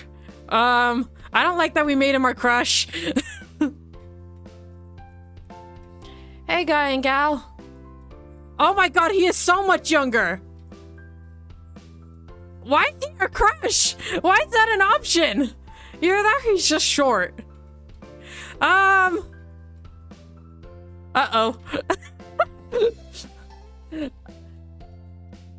Uh-oh. I mean, I'm not gonna change it because I'm not going back to play all that. But, uh-oh. We'll just ignore it. I mean, it'll change in the next thing. I mean, we're just 13, so it's fine. I guess. We're 13, it's fine. Maybe he's like 12. I was just at your house, Cope, but no one was there. Should have figured you'd be at Ara's place. Do you ever spend time in your own home, or are you always just there? Derek laughed at his own joke. He didn't notice that I embarrassed Cove, or the embarrassment he was actually laughing at. Derek turned to you. He was going to say more when his eyes widened and he gasped. What's that? You followed his gaze unsure, then you realized what he meant. You were still holding Mr. Holden's gift. It's kind of like a bouquet of flowers, but it's made out of fruit. Nice. Can I have some? Sure, we can share. I haven't even tried any yet. Derek pouted at your words, not hiding his disappointment. Aww. Then he nodded his head as to clear it. Anyway, that's right. I came here because I need to say something big. He paused possibly for effect. There's some other kid here in Sunset Bird. Cove was surprised as you were by the news. Such a reaction made sense. No one around your age had moved here since Cove did 5 years ago. Were they with their family? Maybe they were cutting through? Nuh-uh, the new kid was all by himself, just walking. Did you talk to him? Nope, I came to report the sighting right away. The kid had green hair, glasses, was pretty small, and seemed really upset about something. I hope he didn't leave. You blinked slowly and looked over to your longtime neighbor. That sounds a lot like you, Cove, when you first got here, anyway. Kinda does, doesn't it? That's weird. He sounded almost fond, a small smile playing on his lips. Derek snickered good-naturedly. I can see that really well now that you say so. What'd you say? Let's go find Code's lookalike. We should all meet him. I'll do it. Sure, I want to see who this person is. Derek grinned, then he pointed down the street the way he came. Last I saw him, the mystery visitor was going this direction. Oh, whoops. I read that in my narrator voice. Oh well. Nothing else needed to be said. The three of you were off and Derek leading the way. Derek brought you to the beach, and as a trio, you made your way down the shore to the old playground. You walked the familiar path in a comfortable silence. When you were almost there, you spotted the kid in question. His bright colors almost shone like a beacon rays of the sun. He scuffed around, kicking up sand at his pace. It was true. He certainly seemed upset, but you didn't think he was sad like you had originally pictured. No, with his erratic movement and scratch expression, he came off angry. You became uncomfortable at the idea of talking to the stranger now. You didn't want to bother him if he was in such a bad mood. Derek didn't feel the same. He waved wildly, calling out to the new boy. Hey, guy, over here! Oh my god. I can see why he's upset if his parents gave him that haircut. Jesus, I'd be angry too.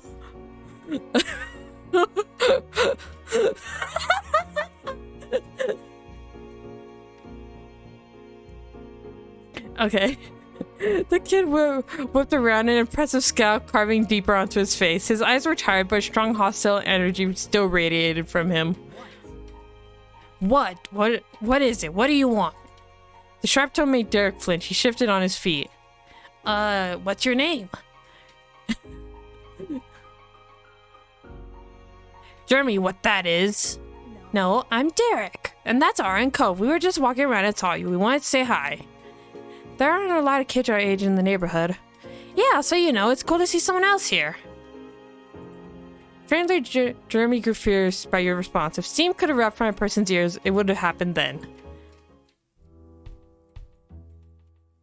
Oh no. They did bring me somewhere stupid. Of course, I knew it. Oh my gosh, Cove is so tall. Maybe, well, they did say Cove was taller, so maybe Jeremy's the same age. I don't know, because he's... I don't know. They did say Cove was taller than most. What? My parents. They're the ones who brought me. I didn't want to walk to this town. Can you not figure that out on your own?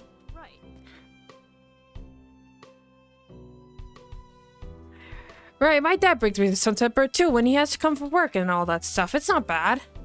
That earned him a glare from Jeremy. Derek winced beneath it, glancing away. It was a struggle to remain friendly with this Jeremy guy.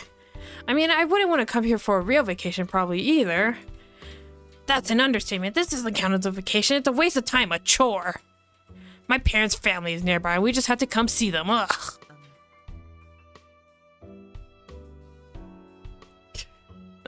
Oh my gosh. If they're your parents' family, doesn't that make them your family too? That's a pretty good reason to come by. Did you want to go somewhere else? No. Jeremy crossed his arms with a huff. He turned away. They should have gone by themselves since they cared so much and left me home. But I'm not allowed to be by myself. And it makes no sense. They're the one who don't know how to do anything, and I'm the kid. Calm down. You don't have to yell. Someone who peed in your cereal this morning. We just said hello. You don't. I want to say that to be.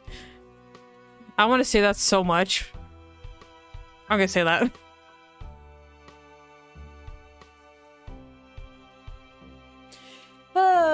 I know we should have been nice, but I just feel like being sassy. Look at Cove. Derek looks proud. I wanted to be sassy. Jeremy's lip curled as his face contorted from anger to horror.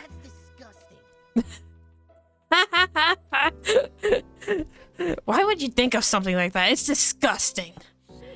It's just an expression. He took a deep breath, you thought, for one hopeful second that maybe he was calming himself down. He was not. So what? You're putting it in some people's heads. I don't want to have to think about it, and someone brainless might decide it's a good idea and actually do it. There are some real stupids out in the world, you know. You're all living proof of that. Oh my god. Hey. We're not stupid. I'm smarter than you are. Shut up. Stop it.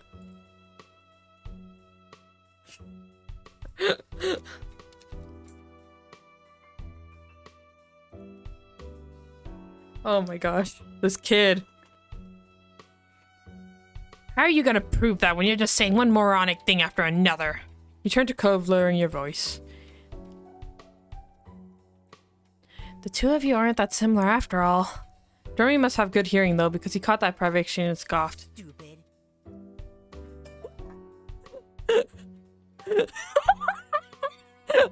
Oh no! Blooper when she was here made fun of Cove's eyebrows. Oh no! Of course we're not similar. My eyebrows aren't stupid. Cove's cheeks flushed crimson at the insult. You couldn't be sure if it was embarrassment or anger, or maybe both. Come on. Well, they are kind of silly. Don't listen to them. They're really unique and special. How can you say that when you got a bowl cut? Exactly.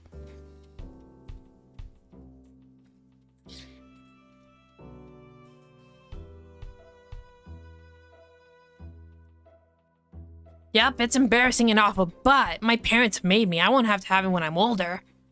I don't know what he's gonna do with those things except maybe shave them off. He probably should. I bet he'd look less dumb with no eyebrows. You just rolled your eyes, you crossed your arms over your chest, you shook your head, you lunged towards Jeremy, you grinned at all of this. Oof, you patted Cove on the shoulder, you shook your head. I'm gonna lunge towards him. With your fist ball, you made a quick step forward. Oh, we could be violent! Should we choose violence to Mr. Bowlcut? Huh. Or should we just spook him?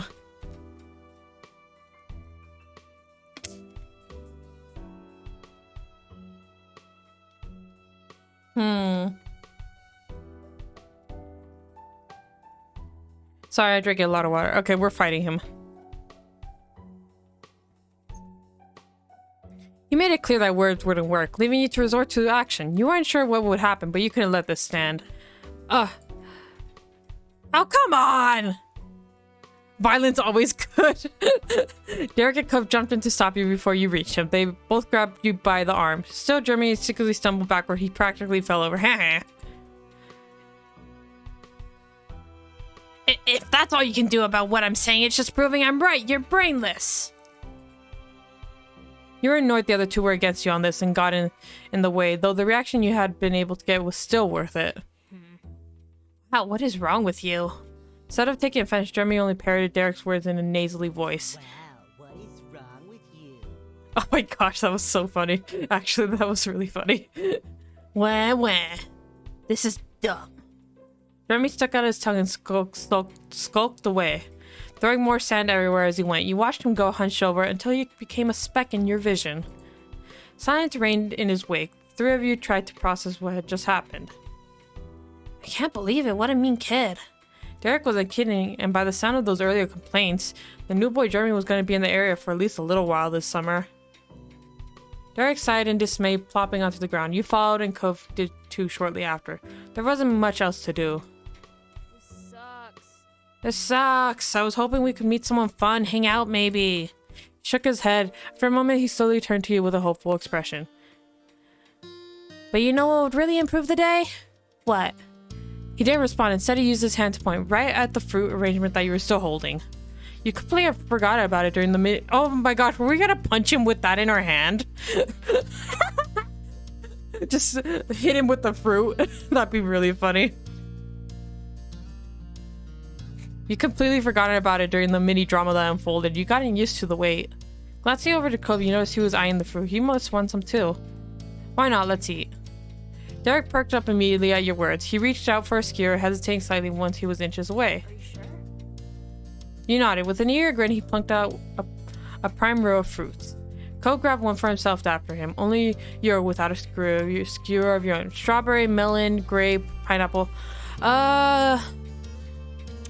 See, I would put the pineapple and strawberry together. Pineapple.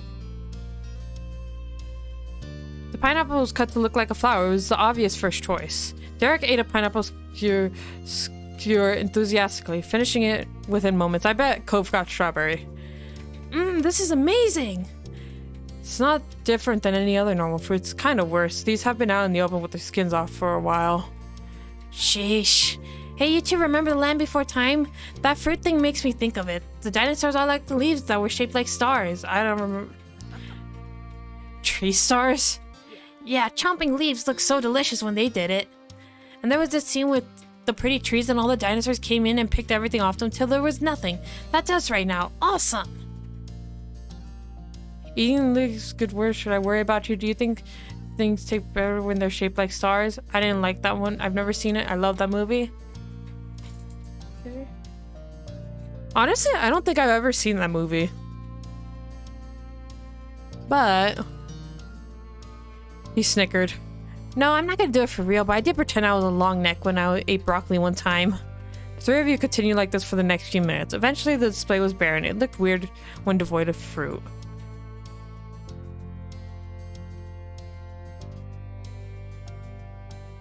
Hey, we weren't supposed to eat all of it. Really? You couldn't stop yourself from sighing at the boys. You just wanted to eat some and have a nice time. Now you're probably gonna get in trouble. You could only accept it, though. Hey, Ara. Yeah? The two of you met eyes casually. Were you seriously gonna hit that guy? Well, he had it coming. Ara, that's so bad. I thought it was cool. Hey! Yeah, Cove's on her side. What? You're both crazy people. You knew when Derek said things like that, it wasn't serious. He liked you and Cove. Yeah. Derek then leaned back on his arm. He contemplated the sky with a content sigh. So, are you both ready for summer break? How someone's supposed to be ready for a break, are you? I'm not sure. No, yeah. I mean, it just feels like there's a lot to plan for. What about you, Cove? Are you ready?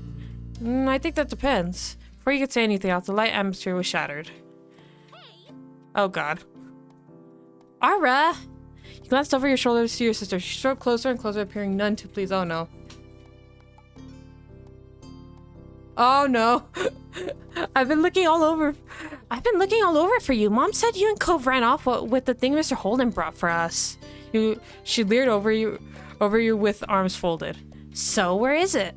It's gone. What do you mean, gone? You moved over to the side to face her completely. She zeroed in on the bouquet in your hands, which was now populated with exclusively with skewers dripping in juice and tiny flecks of leftover fruit pieces. Her mouth dropped open and the tone of her voice rose. Seriously, Ara, what were you thinking? It was supposed to be for all of us at home. She glanced at Cove, who sat beside you, and continued mockingly. Even if you did have in with the delivery boy, this was up to Mr. Holden. Cove gave you a bent smile of support, which didn't help disprove your accusation. We were hungry? Well, this morning's been kind of a disaster. Get over it. Sorry, Elizabeth. It wasn't us. The seagull came down and ate it while we weren't looking. Elizabeth narrowed her eyes, not at all deceived by your response.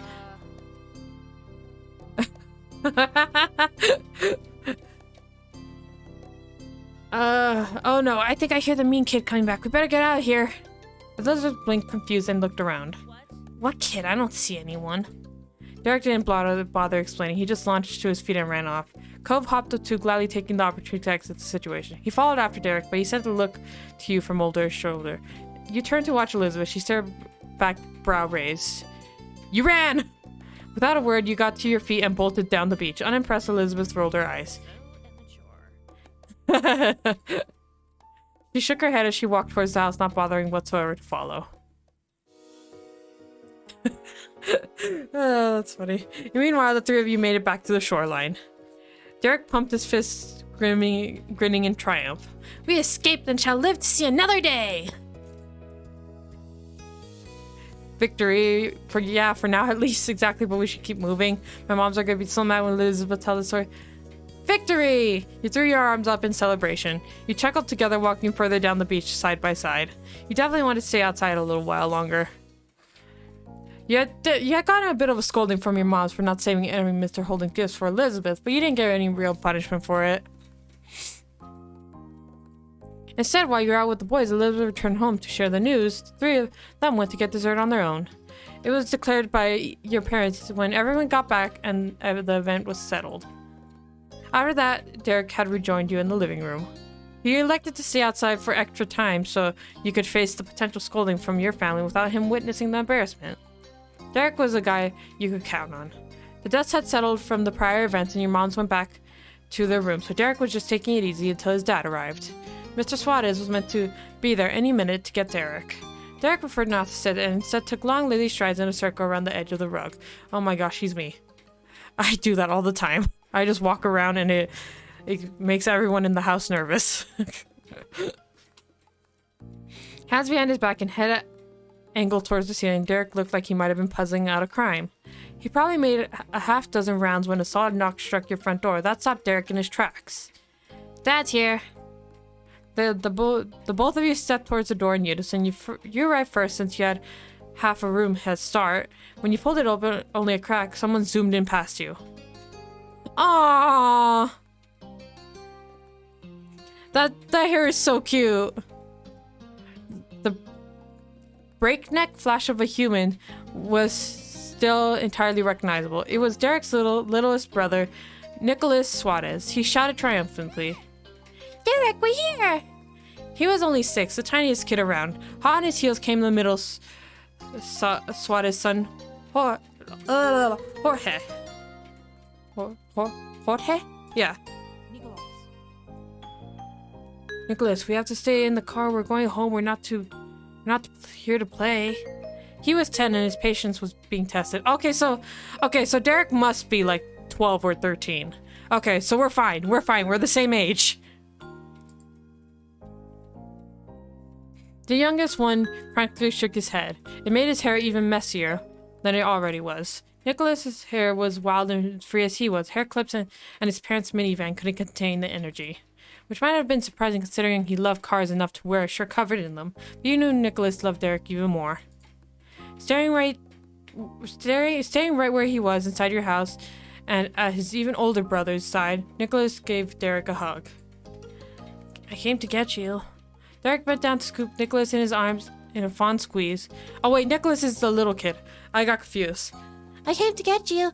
Derek bent down to scoop Nicholas into his arms in a fond squeeze, though he kept his face tilted up to make eye contact with Jorge. Hey, bros.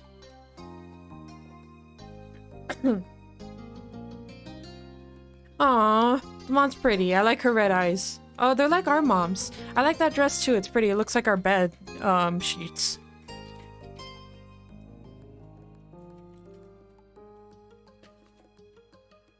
I love her hair. Side by side, Mr. and Mrs. Suarez trailed in. The resemblance between the parents and their children was clear. Derek and Jorge were the spitting image of their father. Jorge was even sometimes called Junior, while Nicholas was a mommy's boy. Aww. Good evening. A good evening, Aura. Hello, you must have to forgive the three-ring circus visiting town. The boys just had to come. You merely shrugged. I love seeing the boys. You didn't know what to say to them. Don't worry about that. You're welcome here. Hi. I love seeing the boys. While Nicholas continued to cuddle with his favorite person, what you said it got enough of his attention for a sweet smile to be sent your way. You're a sweetheart. But we can't stay. Thank you for letting Derek visit and tell your mothers I said hello. Okay. Come on, boys, all 4 of you now. Let's give the Arcanum family their house back. Coming. Yes, Mom. Half the group trotted towards with only a word. They went past Mrs. Suarez and out the door. She watched them go before surveying the situation with the most troublesome one. Nicholas was just bouncing around Derek as if he hadn't hurt his parent. Derek and his mom looked with identical expression of exhaustion tinged affection.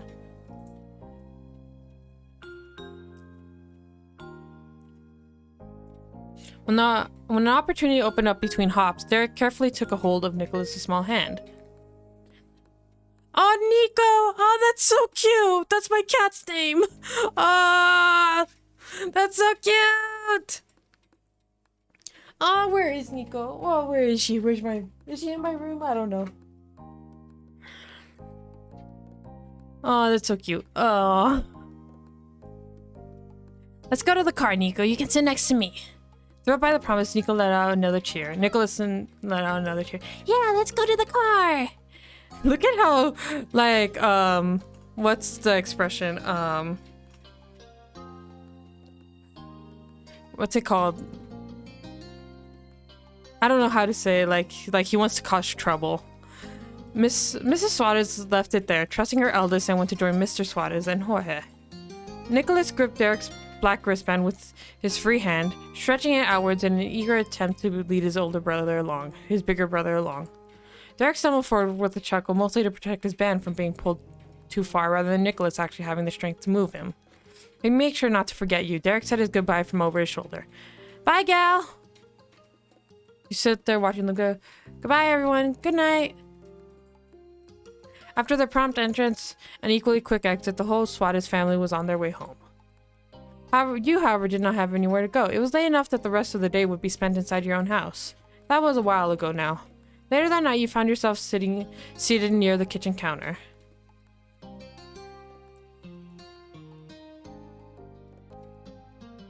Your fingers drummed on the surface as you waited, your gaze trained on the phone. You were waiting on a call tonight, specifically from your cousin Leandra. You didn't want to miss it accidentally. Your uncle, aunt, and Lee used to live many hours away. Your families only saw each other a few times a year for big occasions. A while back, though, they moved and were closer to you than ever before, and you now hung out regularly. With school being out, you're positive she's going to want to come over a lot. The two of you were the same age and got along well. She used to be real fond of Elizabeth too. But now that your sister had become allergic to interacting with her own family, it tended to just be you and Lee who spent time together. She was your only friend who was a girl, sure. You weren't all that close with any other girls your age. But yeah, plenty of other friends. Nah, we didn't have a lot of friends. Mom always said that quality was more important than quantity when Elizabeth bemoaned your small social circle. You weren't sure how friendship quality was judged, but nevertheless, you thought that what you had with Lee was good. Then the shrill ringtone announced an incoming call. You jumped before grabbing the receiver and pressing it to your ear. Lee, finally! Oh! Oh, she's adorable! Hi, sorry about the wait. It took forever to get the phone away from my mom. That's okay. There was static on the end as if Lee was shifting wherever she was. Oh, she's adorable. So can you believe school's actually over? I thought it'd never be done. Now we don't have to do any of the boring stuff and we get to hang out whenever we want. Speaking of hanging out, Lee, can you wait a second? Let me just head to my room. Aww. You got it from your seat at the counter. Luckily, the phone was wireless, so you didn't have to worry about any cords tying you down. Your mom's had a rule about not moving the phone unless a call was in progress, which was why you had been sat by its cradle waiting for Lee to call. You thought that made sense. Your mom could be really unfair. You didn't like it, but it had to be that way. It made sense, I guess. It was nice to keep everything in its proper place. But now that Lee had called, it was okay for you to go upstairs with your bedroom and talk to her. You made your way up the stairs smiling. This is so cute. Okay. After you had arrived, you shut the bedroom door firmly behind you. You took a seat on your bed. Alright, I'm here. Cool. Hey, did you know the girl down the street from me has her own phone now? A cell phone. She doesn't have to wait for someone else to stop using it or anything. Wow, really? The thought of someone having a phone that was all their own seemed unbelievable to you. Right. I wish I had one too, but my parents said I couldn't get my own phone until I'm more grown up.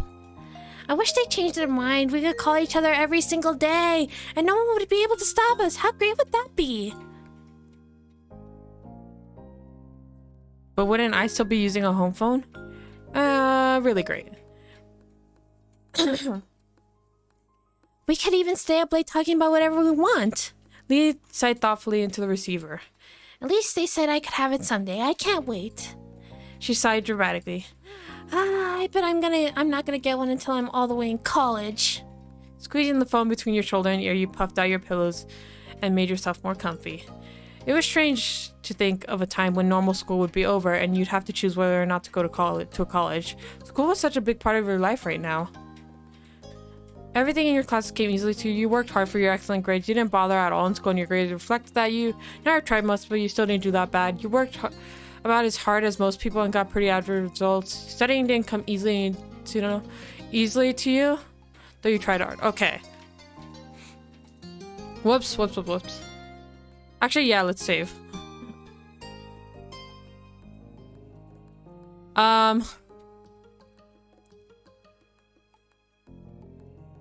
At this time in my life, I actually tried really hard. I always got a B in math, though. Always. Every A+ you brought home was a result of concentration and diligence. You hoped that you would be able to keep it up through high school. I have some news about that, girl. You felt a lot of pressure to maintain the high grades you had last year. You hoped to do just as well this year, but it wouldn't be a big deal if they dropped some. You were confident your grades would remain great. You had no plans on getting excellent score this time around.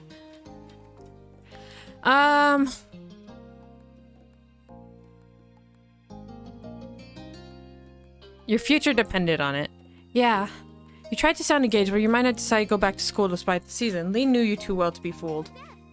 You sound so spacey. What's up? Just thinking about school. Lee groaned. Are you thinking about how we don't have time to think because it's summer? That's what I'm doing.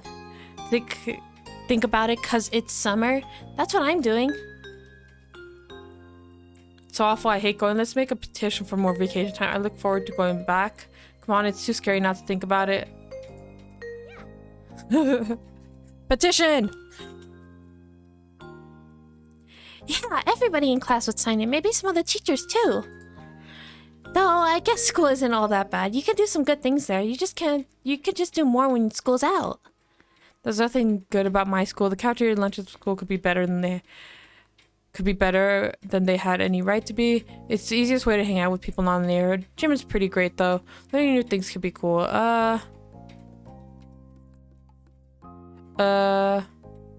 Yeah. I just wish everyone did okay with how they taught the things, not just some people.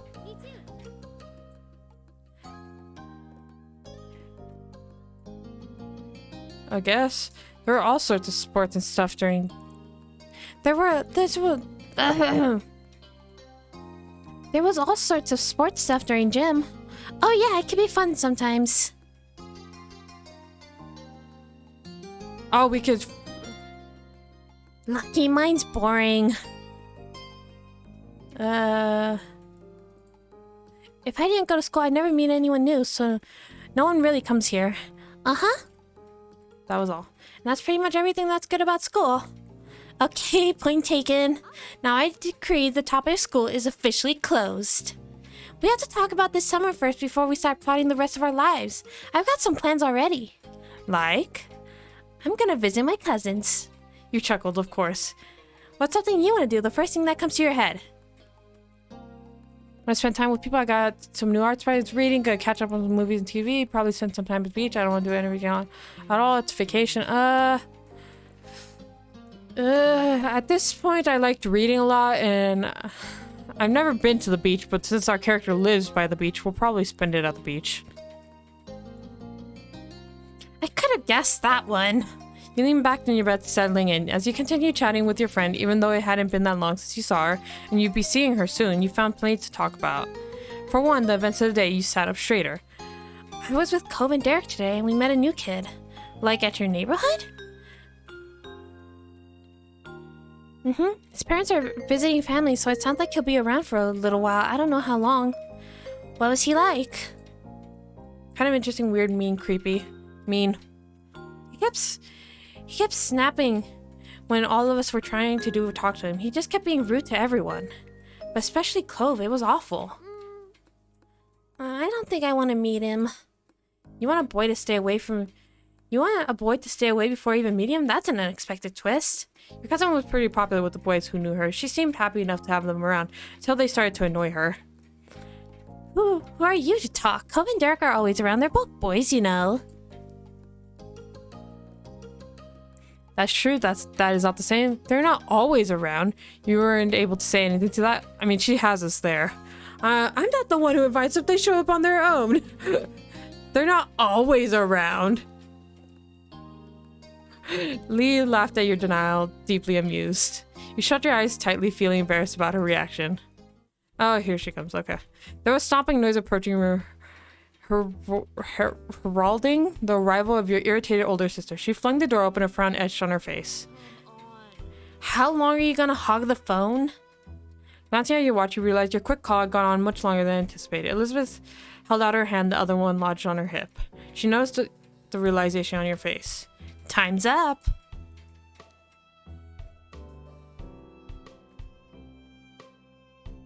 So you think, no, get out of my room. I'm still using it. Sorry for being long. Gotta go. I'll see you soon, okay? Leah, I have to go now.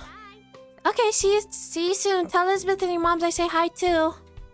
You barely pressed the end call button when Elizabeth whisked his handset from your fingers and began dialing someone new as she strode out of the room. Your mom's voice called from downstairs. Hey, has anyone seen the phone? I'm using it. With that, she shut your door behind you. Silence was left in the wake. That was one way to end your first day of summer break. Sometime later, it gotten dark outside, and you laid in bed wide awake. Oh, Shota, hello. Oh, 69 times. Nice.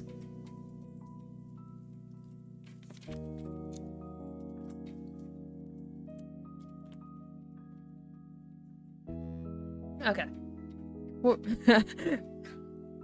Oh, thank you for feeding Bloop, even though she's not here today. We're probably actually gonna end right now because my voice is getting really tired. And it was feeling tired before I started.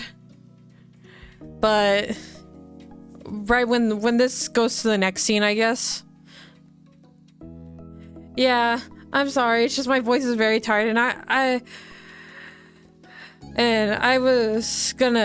said at the beginning I might do a shorter stream anyway, and I'm deciding that I am because I have other stuff to do too.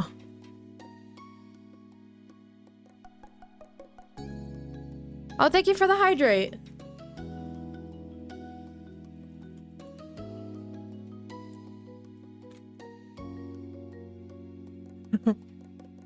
Thank you for the hydrate. Sometime later, it had gotten dark outside and you laid in bed wide awake. Your window rattled all of a sudden, startling you badly. You flinched, staring over it with furrowed eyebrows. From your vantage point, you saw only the moon and open sky. You were annoyed, curious, confused, scared. Curious. What caused that noise? I'm guessing it's Cove. Cocking your head, you sat up and moved closer to the windows. You wanted to get to the bottom of this. To your utter shock, your gaze was met by a pair of familiar ocean blue eyes. Cove? You squinted. Yep, Cove was right outside your window. Your house was very angular, and some parts stuck out further than others, so it was theoretically wouldn't be hard to climb around on. Still, just because somebody could didn't mean you expected it to ever happen. To his credit, Cove was doing fine. His feet were braced against a section of the wall that jutted out, his arms flexing with the effort to keep him upright. He easily lifted a hand and waved at you from the other side of the glass. You hurriedly opened the window. Aw. Cove climbed over the ledge, releasing a breath once he was safely inside. Hi, Ara. Okay, what are you doing? What's up, Romeo? Oh my gosh. This sure is a surprise. You're always welcome. This sure is a surprise, but you're always welcome here as every go thing. Okay, what happened? Amazing, my dreams have come true.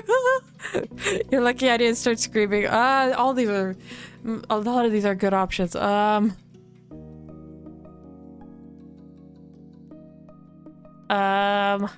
see.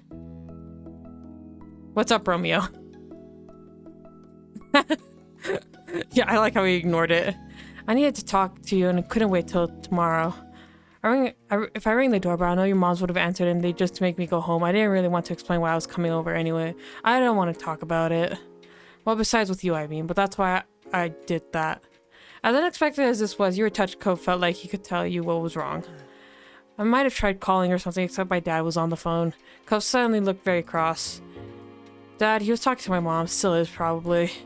You raised your eyebrow. Cove had eavesdropped on his parents' phone conversation? You didn't, eavesdropping, I wouldn't have done it, but at this age they're 13, so I mean, it doesn't. You didn't comment. There were other things to talk about, exactly. Are you going to stay with your mom for a while again? Every year, Cove was sent off to live with his mom for a few weeks. When it happened varied. Sometimes he would go during winter break, but usually he went during summer. Even though it was hard news when you found out he was leaving and you missed seeing him those weeks, you understood. To his surprise, however, he shook his head. That's what I thought too, but no, that's not what they were saying. My dad asked my mom not to have me leave this year. He said she could come stay with us here. You waited for him to continue. He didn't. The conversation abruptly dropped off. You couldn't help but stare at Cove. There was a complicated mix of expressions on his face. Did you say what she would do? She told him she'd come. I know she's coming soon before school starts. Oh. You had heard Cove talk about his mom a lot over the years. He'd tell you past memories or what happened while he was visiting her. So it was one thing to hear about someone and another to actually meet them. Very soon you were going to see Cove's mom in person. You were taken aback by the news, so you could only imagine how Cove felt. You looked over him. He was pacing across your room, his features pained with dread.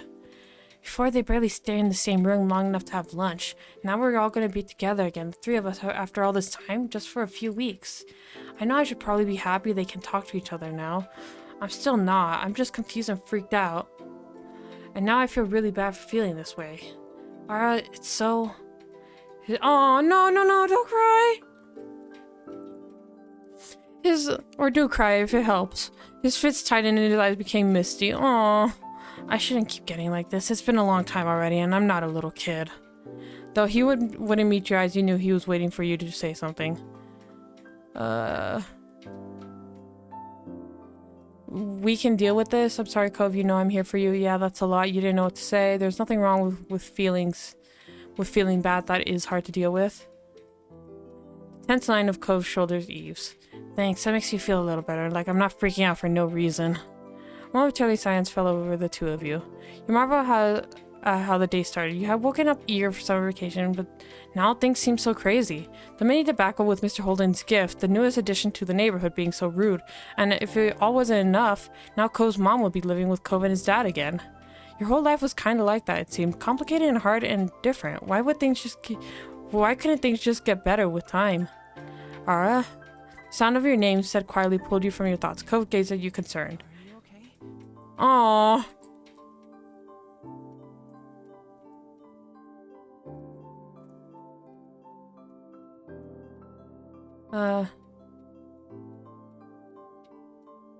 I don't know. I get it, at least I think I do. Cove grinned reassuringly. It was a small and delicate, but you knew it was genuine. He had come here conflicted and upset only to end up worrying about you. He really was a great friend.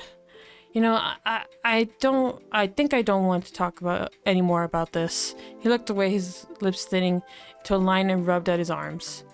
But I kind of don't want to go back home either. Could I stay a little longer just doing something else? He turned equal parts hopeful and vulnerable. How could you possibly turn him away? Of course, you can always stay here, Cove. I got a flashlight and some cards. Are you in? You can stay tonight, but we shouldn't make a habit out of this.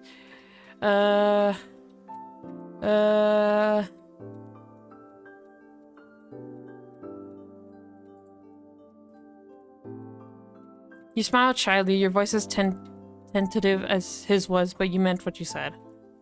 Cove perked up at your response a smile appearing on his face. He immediately took a seat on your bed, not afraid to get comfortable in your room. You felt a little better at the sight somehow. You still had a lot of worries, but you were glad he was here. And not just tonight, you were glad he came to your life in the first place. That was a change you'd never want to undo. It felt totally natural to let him into your little world. That initial friendship had deepened so much over these past years, and you were certain there was room to get even closer. Literally, as he gets closer. You joined Cove on your bed, taking a seat across from him. He smiled at you again, but you could tell this time it was half-hearted. He was still easy to read. Though he didn't want to talk about his mom and dad, he must be thinking about what happened and what's about to happen. Oh, we could take his hand! Oh, we could hug him!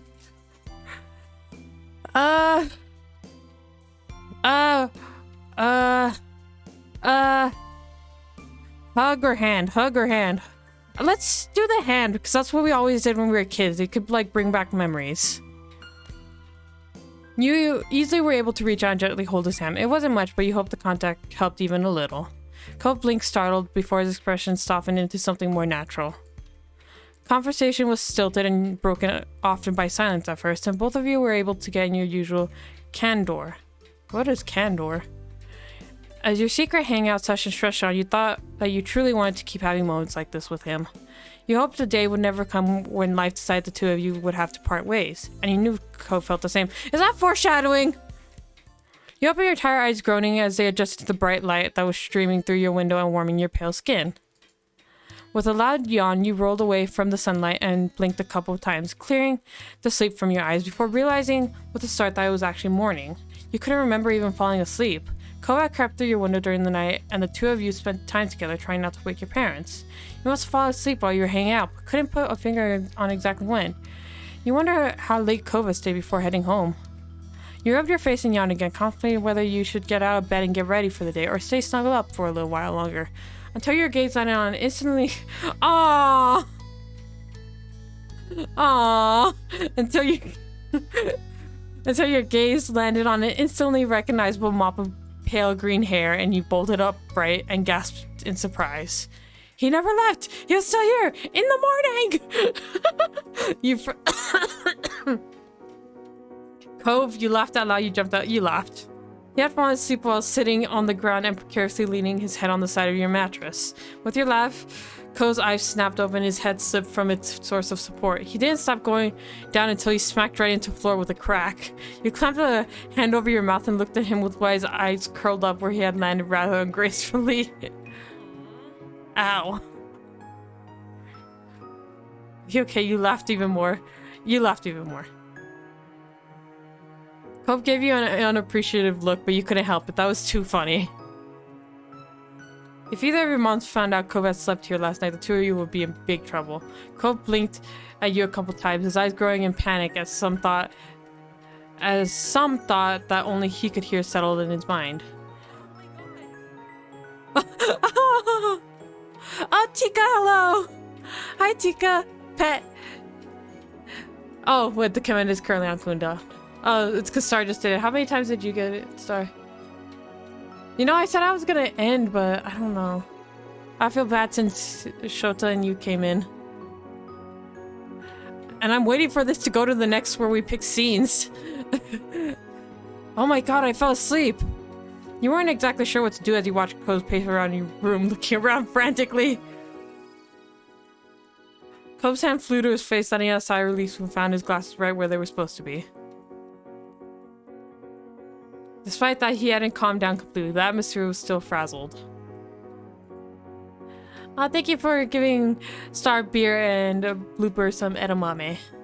Settle down before moms hear you. You didn't say anything, just calm down. We're going to be in so much trouble. It's going to be alright. Should we make the situation worse or better? Let's make it worse.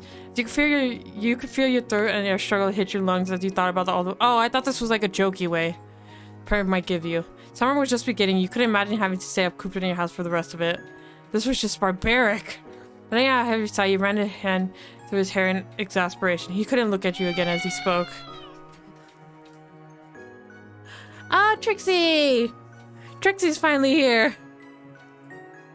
I'll see you later. You were confused by how all this had played out, but hoped that was true. Bye. At that, you were suddenly wrapped up in intense embrace. As panicked as he was, this seemed to be something he couldn't forget before leaving. Thanks again. You're my best friend, Ara. He firmly whispered the words to the tops of your shoulder. Aww, but you were let go before you had the chance to respond or even fully react. In a matter of seconds, he climbed over your bed and opened the window. A cool breeze rolled off the ocean, fluttering through Cove's hair and filling your room with its salty scent. Cove fearlessly stepped out onto the ledge.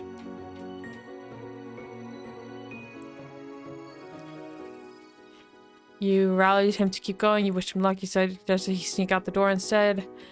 You rallied him to keep going. I know you can do it! You weren't sure if he heard you or not, but he kept going along, one foot in front of the other with increasing speed until his form disappeared out of sight. You stuck your head out the window as far as it go to try to keep watch.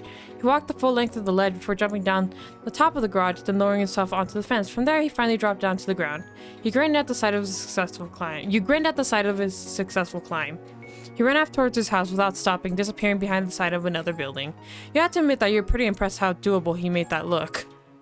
With a little sigh, you reclosed your window, deciding there was nothing more you could do, and you hopped off your bed and got ready to head downstairs for the day. You put on your slippers, you checked yourself in the mirror, put on your slippers. You knew it was summer, but your slippers were comfy and cozy, and made you feel better whenever you wore them. Oh my gosh, how long is this? Before we get to the other parts. My voice is so tired. You took the stairs, slowly attempting to mask your face in a look of innocence.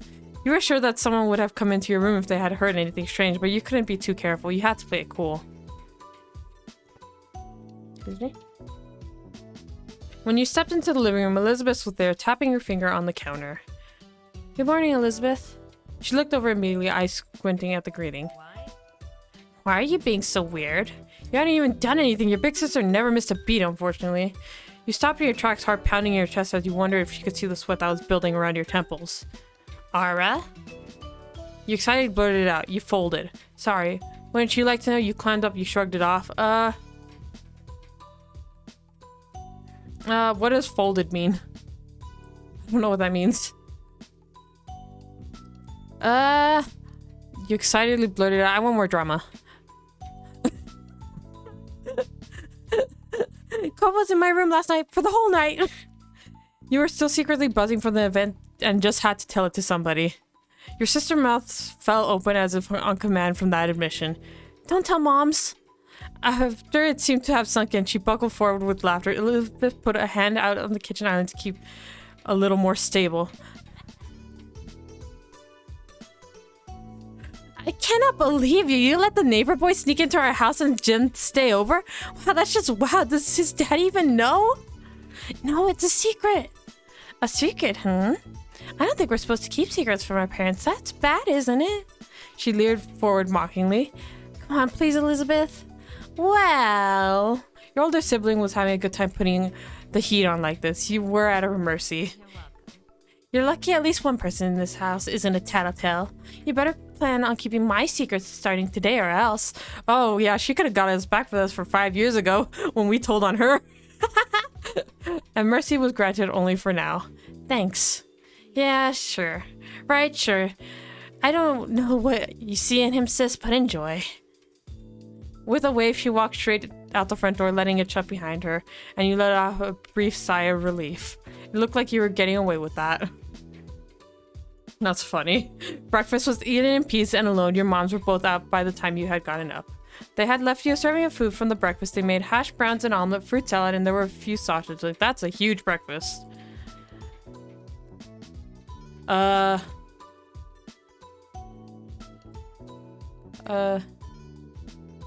like all of that, so I'll take all of it. It was tasty. You appreciated that there were a variety in your meals your mom's made. The day lazily drifted by at home and eventually your parents returned. You pulled open the fridge again, lingering in the frosty air for a moment or two before grabbing a bottle of ice-cold water and taking a long drink. It was a perfect balmy summer afternoon, and you had decided to head outdoors and find something to do. You hadn't decided what that something was just yet, but you were sure something would pop up to occupy your time. As you were heading out the front door, you paused for a moment. You hadn't seen Cove since you left that morning, and you couldn't help but think about what had happened to him. Would it be bad to go over to his house right now or call to check in? or call him to check in? You stepped out of your house, still stuck in an eternal debate with yourself when a voice caught your attention. Oh, it's Derek. Hi, Ara. Confused, you looked over. Oh, wait. It's a woman. I thought it was Derek. Whoops. Confused, you looked over to where an unrecognizable woman was waving at you. A friendly smile plastered on her face. You racked your memory for you might have seen her before, but nothing came to mind. Is it Cove's mom? Not from your school or from the country club your moms took you to? You had absolutely no idea who the woman was. The woman crossed the road toward you, and you were a little unsure whether you should stay put or go back into your house and lock the door. Oh my gosh, she's that kid's mom.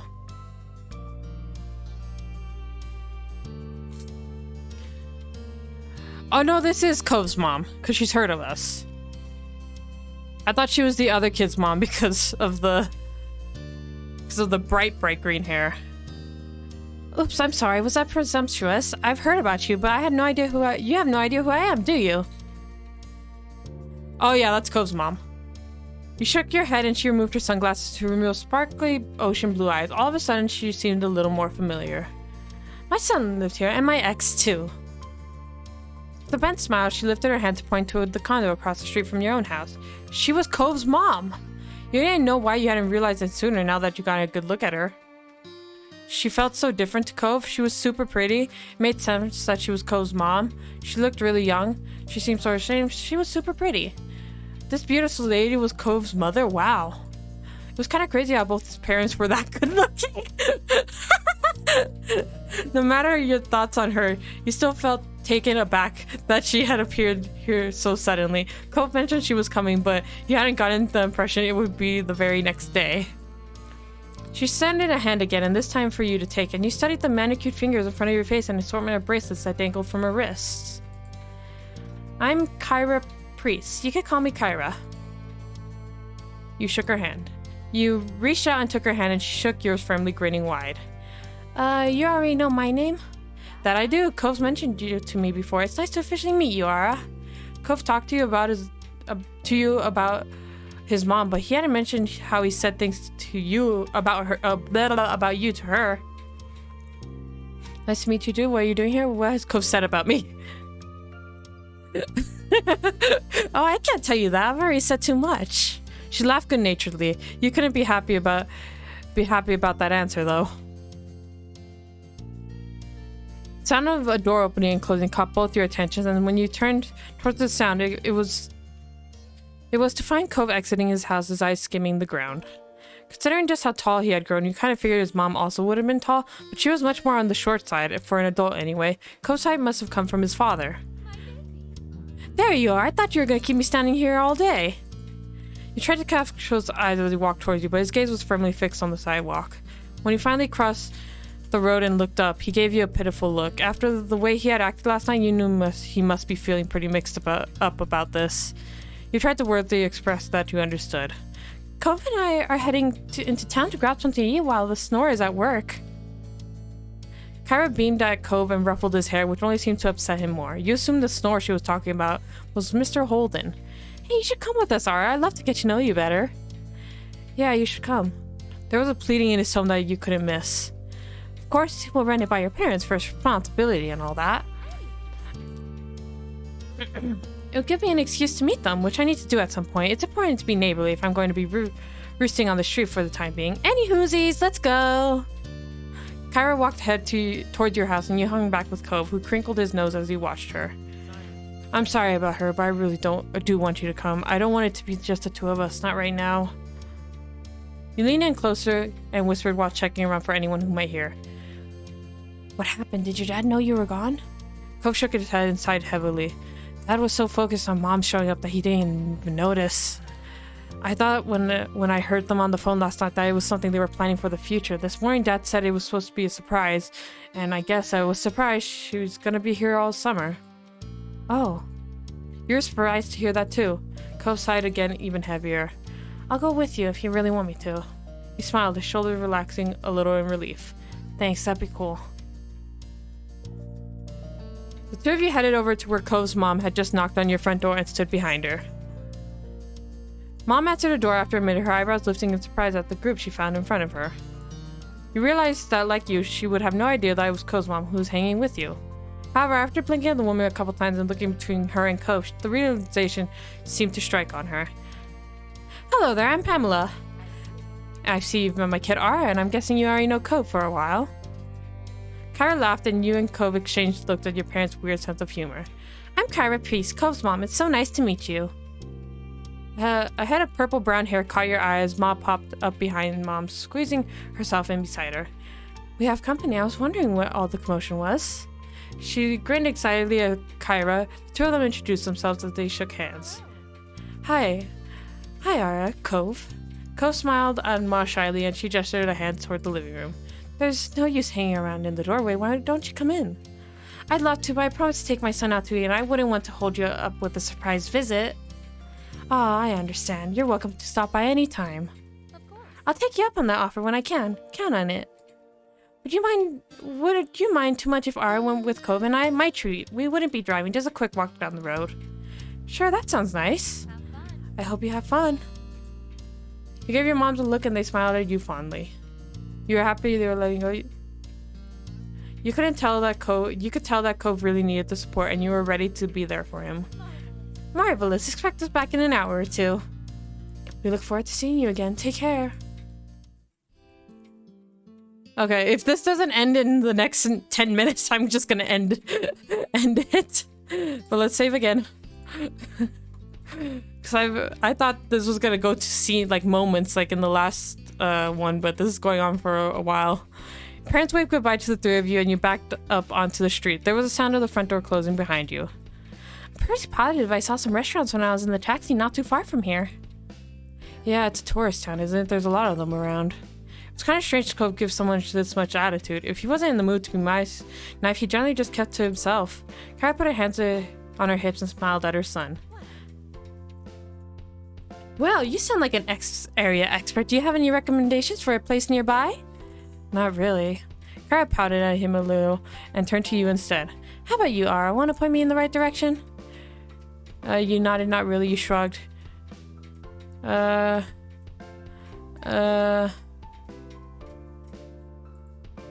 You've been to a lot of places in town, and there were a couple that stood out from all the rest. There's a Chinese restaurant that me and my family go to all the time. It's my mom's favorite. There's also a tropical themed place that tries to be sort of fancy. Both sound like a treat. I'll leave it to you to pick for us since Cove is going through a phase over there. He laughed at her and turned his face away. You insisted Kyra decide. You insisted Cove contributed to a tropical thing to the Chinese restaurant.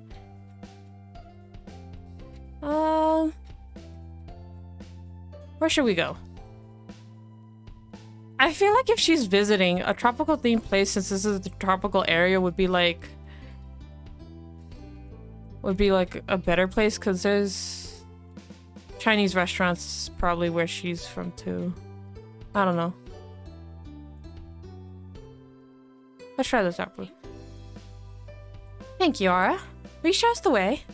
You nodded, taking the lead of your little group as Cove and his mom followed behind you. Together, the three of you left the neighborhood behind. The walk was about 15 minutes. Oh, we're by the grocery store when we were running away with Cove.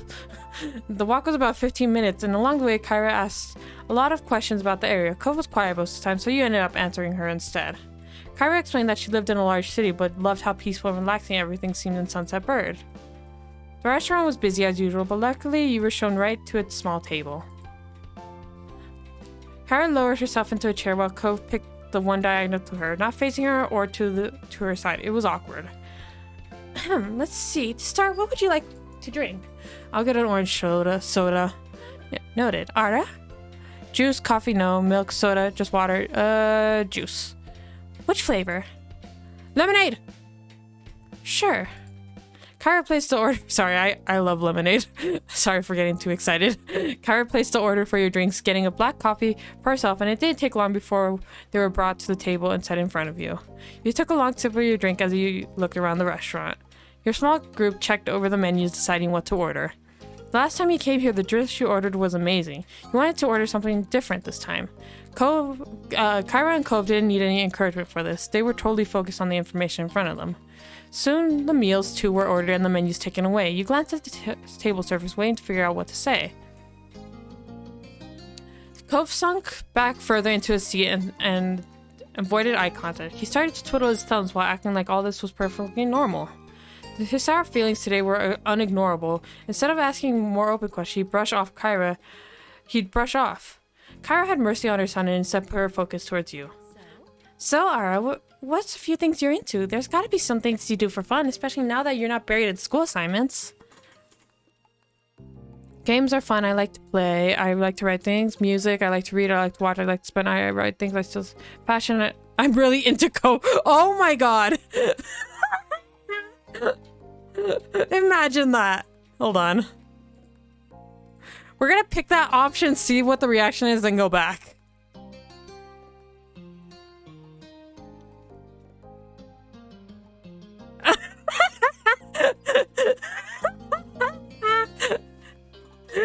That's so funny. Kyra let out a sudden laugh and Cove gasped beside you. It was a dramatic cough inhale that he almost choked on the soda. You felt your cheeks going red. You had meant it in a normal way, but it had sounded weird saying it out loud. Ara, Cove whispered at you disapprovingly, obscuring his face with a hand, but Kyra only waved him off and encouraged you to go on. All I meant was I like hanging out with Cove, that's it. Well, we have something in common. Okay, I'm keeping that option. Kyra smiled at Cove, who didn't look too impressed by either of you at that moment. Oh, okay, I could do more. Okay, games are fun. I like to play video games. I don't know much about them. Maybe you could show me sometime. And I'm into sports. I like basketball, golf, not volleyball. I do like watching them. Type in your volleyball. That makes sense. I bet there's a lot of that on the beach near here. And I go to the beach and go surfing and swim. You must be a strong swimmer since you live so close to the ocean. I find the water a little scary, but I do like to dip my toes in sometimes. And look for seashells. I keep the best ones I find for my collection. I'm sure it's an incredible collection. Walk along the shore. That's a nice way to relax. I hope to be able to spend time on the shore while I'm here myself. And I like to write things. A fellow writer. Writing is a great form of expression, don't you think? Kyra sighed with clear eyes going soft. Music. I listen to a lot of it. Play the flute, play the guitar, play the piano, play the drum. I used to play, at this age I did play the violin. So I'll play the violin. It is a beautiful instrument. Oh, I did play the flute as well. I sucked at it, but I did. I have one at home that I practice with. It's going well. And I didn't really do art. I wasn't that into fashion. I like to read a lot. Okay, I want to say manga, but at that age I wasn't into manga. I was into, okay, what's the difference? Fiction? I was into fiction. Me too. Nothing beats curling up with a good book. And poetry. Sophisticated beyond your years, I see. And we'll put manga for fun. I haven't heard of that style, but I'm sure it's very good. And you didn't say anything else. That's enough. Thanks, I'm happy to learn more about you. There's so much I hadn't heard. Cove leaves details out. He was trying not to pay attention, but you could tell he was uncomfortable. Hoping it would clear some of the tension in the air, you decided to ask Kyra a few questions of your own. Cove hadn't told you much about her, and you were curious to know more about this woman who had such a big part of his life. Who was such a big part of his life. What exactly do you work for? I'm a travel writer for magazines and things. I keep people in the loop on what's worth seeing. It's good work. Wow. No. Where do you live normally? What do you like to do? Spend time with my little boy, of course, and traveling. A real shock, huh? Where do you live normally? Nevada. Have you ever been there? You shook your head. It's a beautiful place. Check it out if you can. I'm not gonna ask these because why would I? Didn't seem to bother that the conversation dropped off.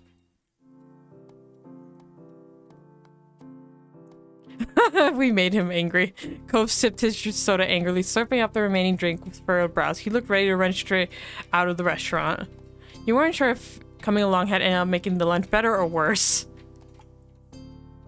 You flicked the straw wrapper at him. The wrapper hit Cove on the nose. You had to bite down your lip to keep from laughing. It's so cute. Took a couple of moments, but finally he cracked a smile and that made you feel a little lighter inside. Aw, you two seem really cute together. Cove covered his face with his hand and leaned back in his seat. Seriously? Oh, Mom, why would you say that? You blushed. The way she said that embarrassed you. You weren't prepared to have Cove's own mother describe the normal interactions of the two of you as cute. Your meals were delivered shortly after that, and everything was so delicious, even Cove enjoyed his food. Alright, now that we're all full and content, can you explain please why you've had a bug up your butt all day? Cove's face scrunched at that. Seriously, baby, what did Mom do to make you this mad? I haven't even been around a full day yet. He gripped the edge of the table, refusing to make eye contact. The words he spoke were barely audible over the din of the restaurant. You could have told me. She leaned forward not to miss anything as eyebrow raised. Told you what? He finally seemed to find his voice and spoke the thought that had been on his mind. That I wasn't going to visit you this year, that you were going to be coming instead. Why didn't you invite me? You wanted me here with you. Cove's eye began to shake and his frustration ebbed. I do want you to be around, but I didn't know it'd be like this. It's not the same and nobody said anything. I see. Her expression grew tense. She threaded her fingers together and placed her hands in front of her on the table. We've both been gifted another Clifford surprise. Referring to that as a Clifford surprise almost caused both you and Cove to crack a smile. You had no idea his name wasn't just Cliff. Over 5 years, nobody had ever called him Clifford until now. Oh, no. What about Clavier? I think it fits him more. She smoothed her hair out, not letting go of her stern look. The more things change, the more they stay the same. They let identical sides but smiled weakly at one another afterwards. I can go home, Cove. We could still set up another trip to my place before the summer ends. Cove's lips tightly closed together. He seriously pondered the option. I think I do want you to stay. I miss it when you're not there. My heart! She reached across the gap, grabbed his face, and planted a kiss on his cheek. Cove tried to wiggle away. Mom, stop! I'm sorry, sweet young men need to be smooched by their parents. If they don't, they'll take away my mom license. Kai was completely enthused by Cove's admission, though the tone of seriousness did return to her voice when the conversation continued. Do you want to talk to your dad too? Oh no. Oh my gosh, that was... Cove had snapped the word instantly, but reeled his annoyance back just as quickly. Maybe later, not today. I understand, we could shelve it. Thanks, Mom. Thank you for talking to me, little mister. She grinned affectionately at him before turning your way. And thank you, Ara. Huh? What did I do? It's easy to act like a baby with your mom. It's harder to keep up with your neighbor watching everything. Especially when you really care about what said neighbor thinks of you. She winked. Mom! She ruffled his hair with a laugh, then moved her hand to tap the end of his nose. And that was how the issue resolved, at least between Cove and his mom. Oh my gosh. Okay, let's see if this ends in the next 5 minutes. When the three of you left the restaurant and Kyra had paid the bill, you walked back to your neighborhood slowly. You had eaten so much by that time you were beginning to feel sleepy. It didn't help the lunch had happened late and the sun was already beginning to descend from the sky. Oh my god, he looks like Clavier still. But eventually you reached the street. Someone was there to greet your group upon arrival. Welcome back, family, and Ara too. Cliff. Dad. They don't seem happy. The two walked past him into the condo without sparing another word. Despite the summer heat, their shoulders were cold. Uh-oh, I'm in trouble. He rubbed the back of his neck with a crooked smile, but his eyes were soft as he looked on after them. He's so much like his mom, don't you think? You gave a vague nod, not sure what he was expecting to do. He nodded back far more energetically. Okay, have a nice day, Ara. You too, Mr. Holden. With that, Cove's dad disappeared to join the others inside. It was your turn to go home now.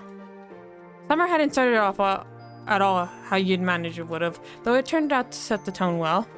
Having Kyra in the neighborhood was a new experience for not only you and Cove, but also both your families, and a dull moment was rarely had. Okay, there we go. Okay. Oh, okay. Okay, that's where we're gonna stop today. Let's see what wave, growing family dinner, road trips, whatever that means, escapade. Oh my gosh, we're gonna escape again. Birthday mall. Oh, this is cute. Okay. Yes. Okay. Let me go to just chatting.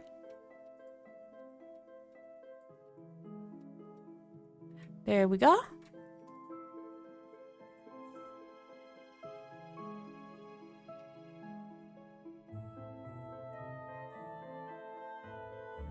And that's where we'll be ending today. Thank you everyone for coming by, stopping by, and if you want to stick around for the raid, let me just look for someone.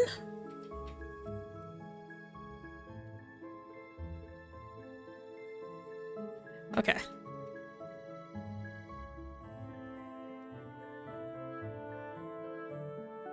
Okay. Newbie raid, yeah, for sure. Oh, Demoness is on. Let's do Demoness. Let's do a raid for Demoness. Let me put in the raid 1. Whoops. 1, I always put a space. Why? Okay, there it is. For subscribers, there's the raid message, and for non-subscribers, here is the raid message. There you go. And thank you for linking the social star. Okay.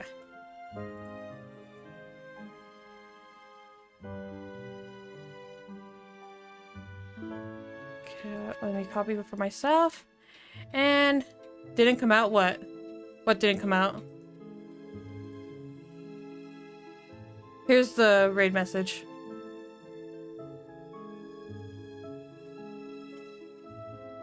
Okay,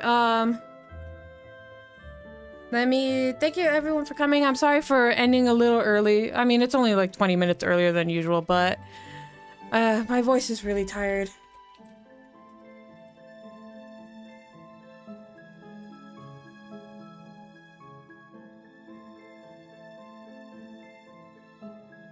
Okay. Thank you. There no stream tomorrow or Sunday, as I'll be working on stuff, but I copied it. Don't worry, Star. And schedule out on Sunday. But thank you for an amazing week of streaming on the days I did stream, and I'm looking forward to more. Let me go to the ending screen. Okay, you'll still hear me, but here we go. Thanks for the stream, and see ya. Thank you for being here, Tika, and thank you for everyone for being here.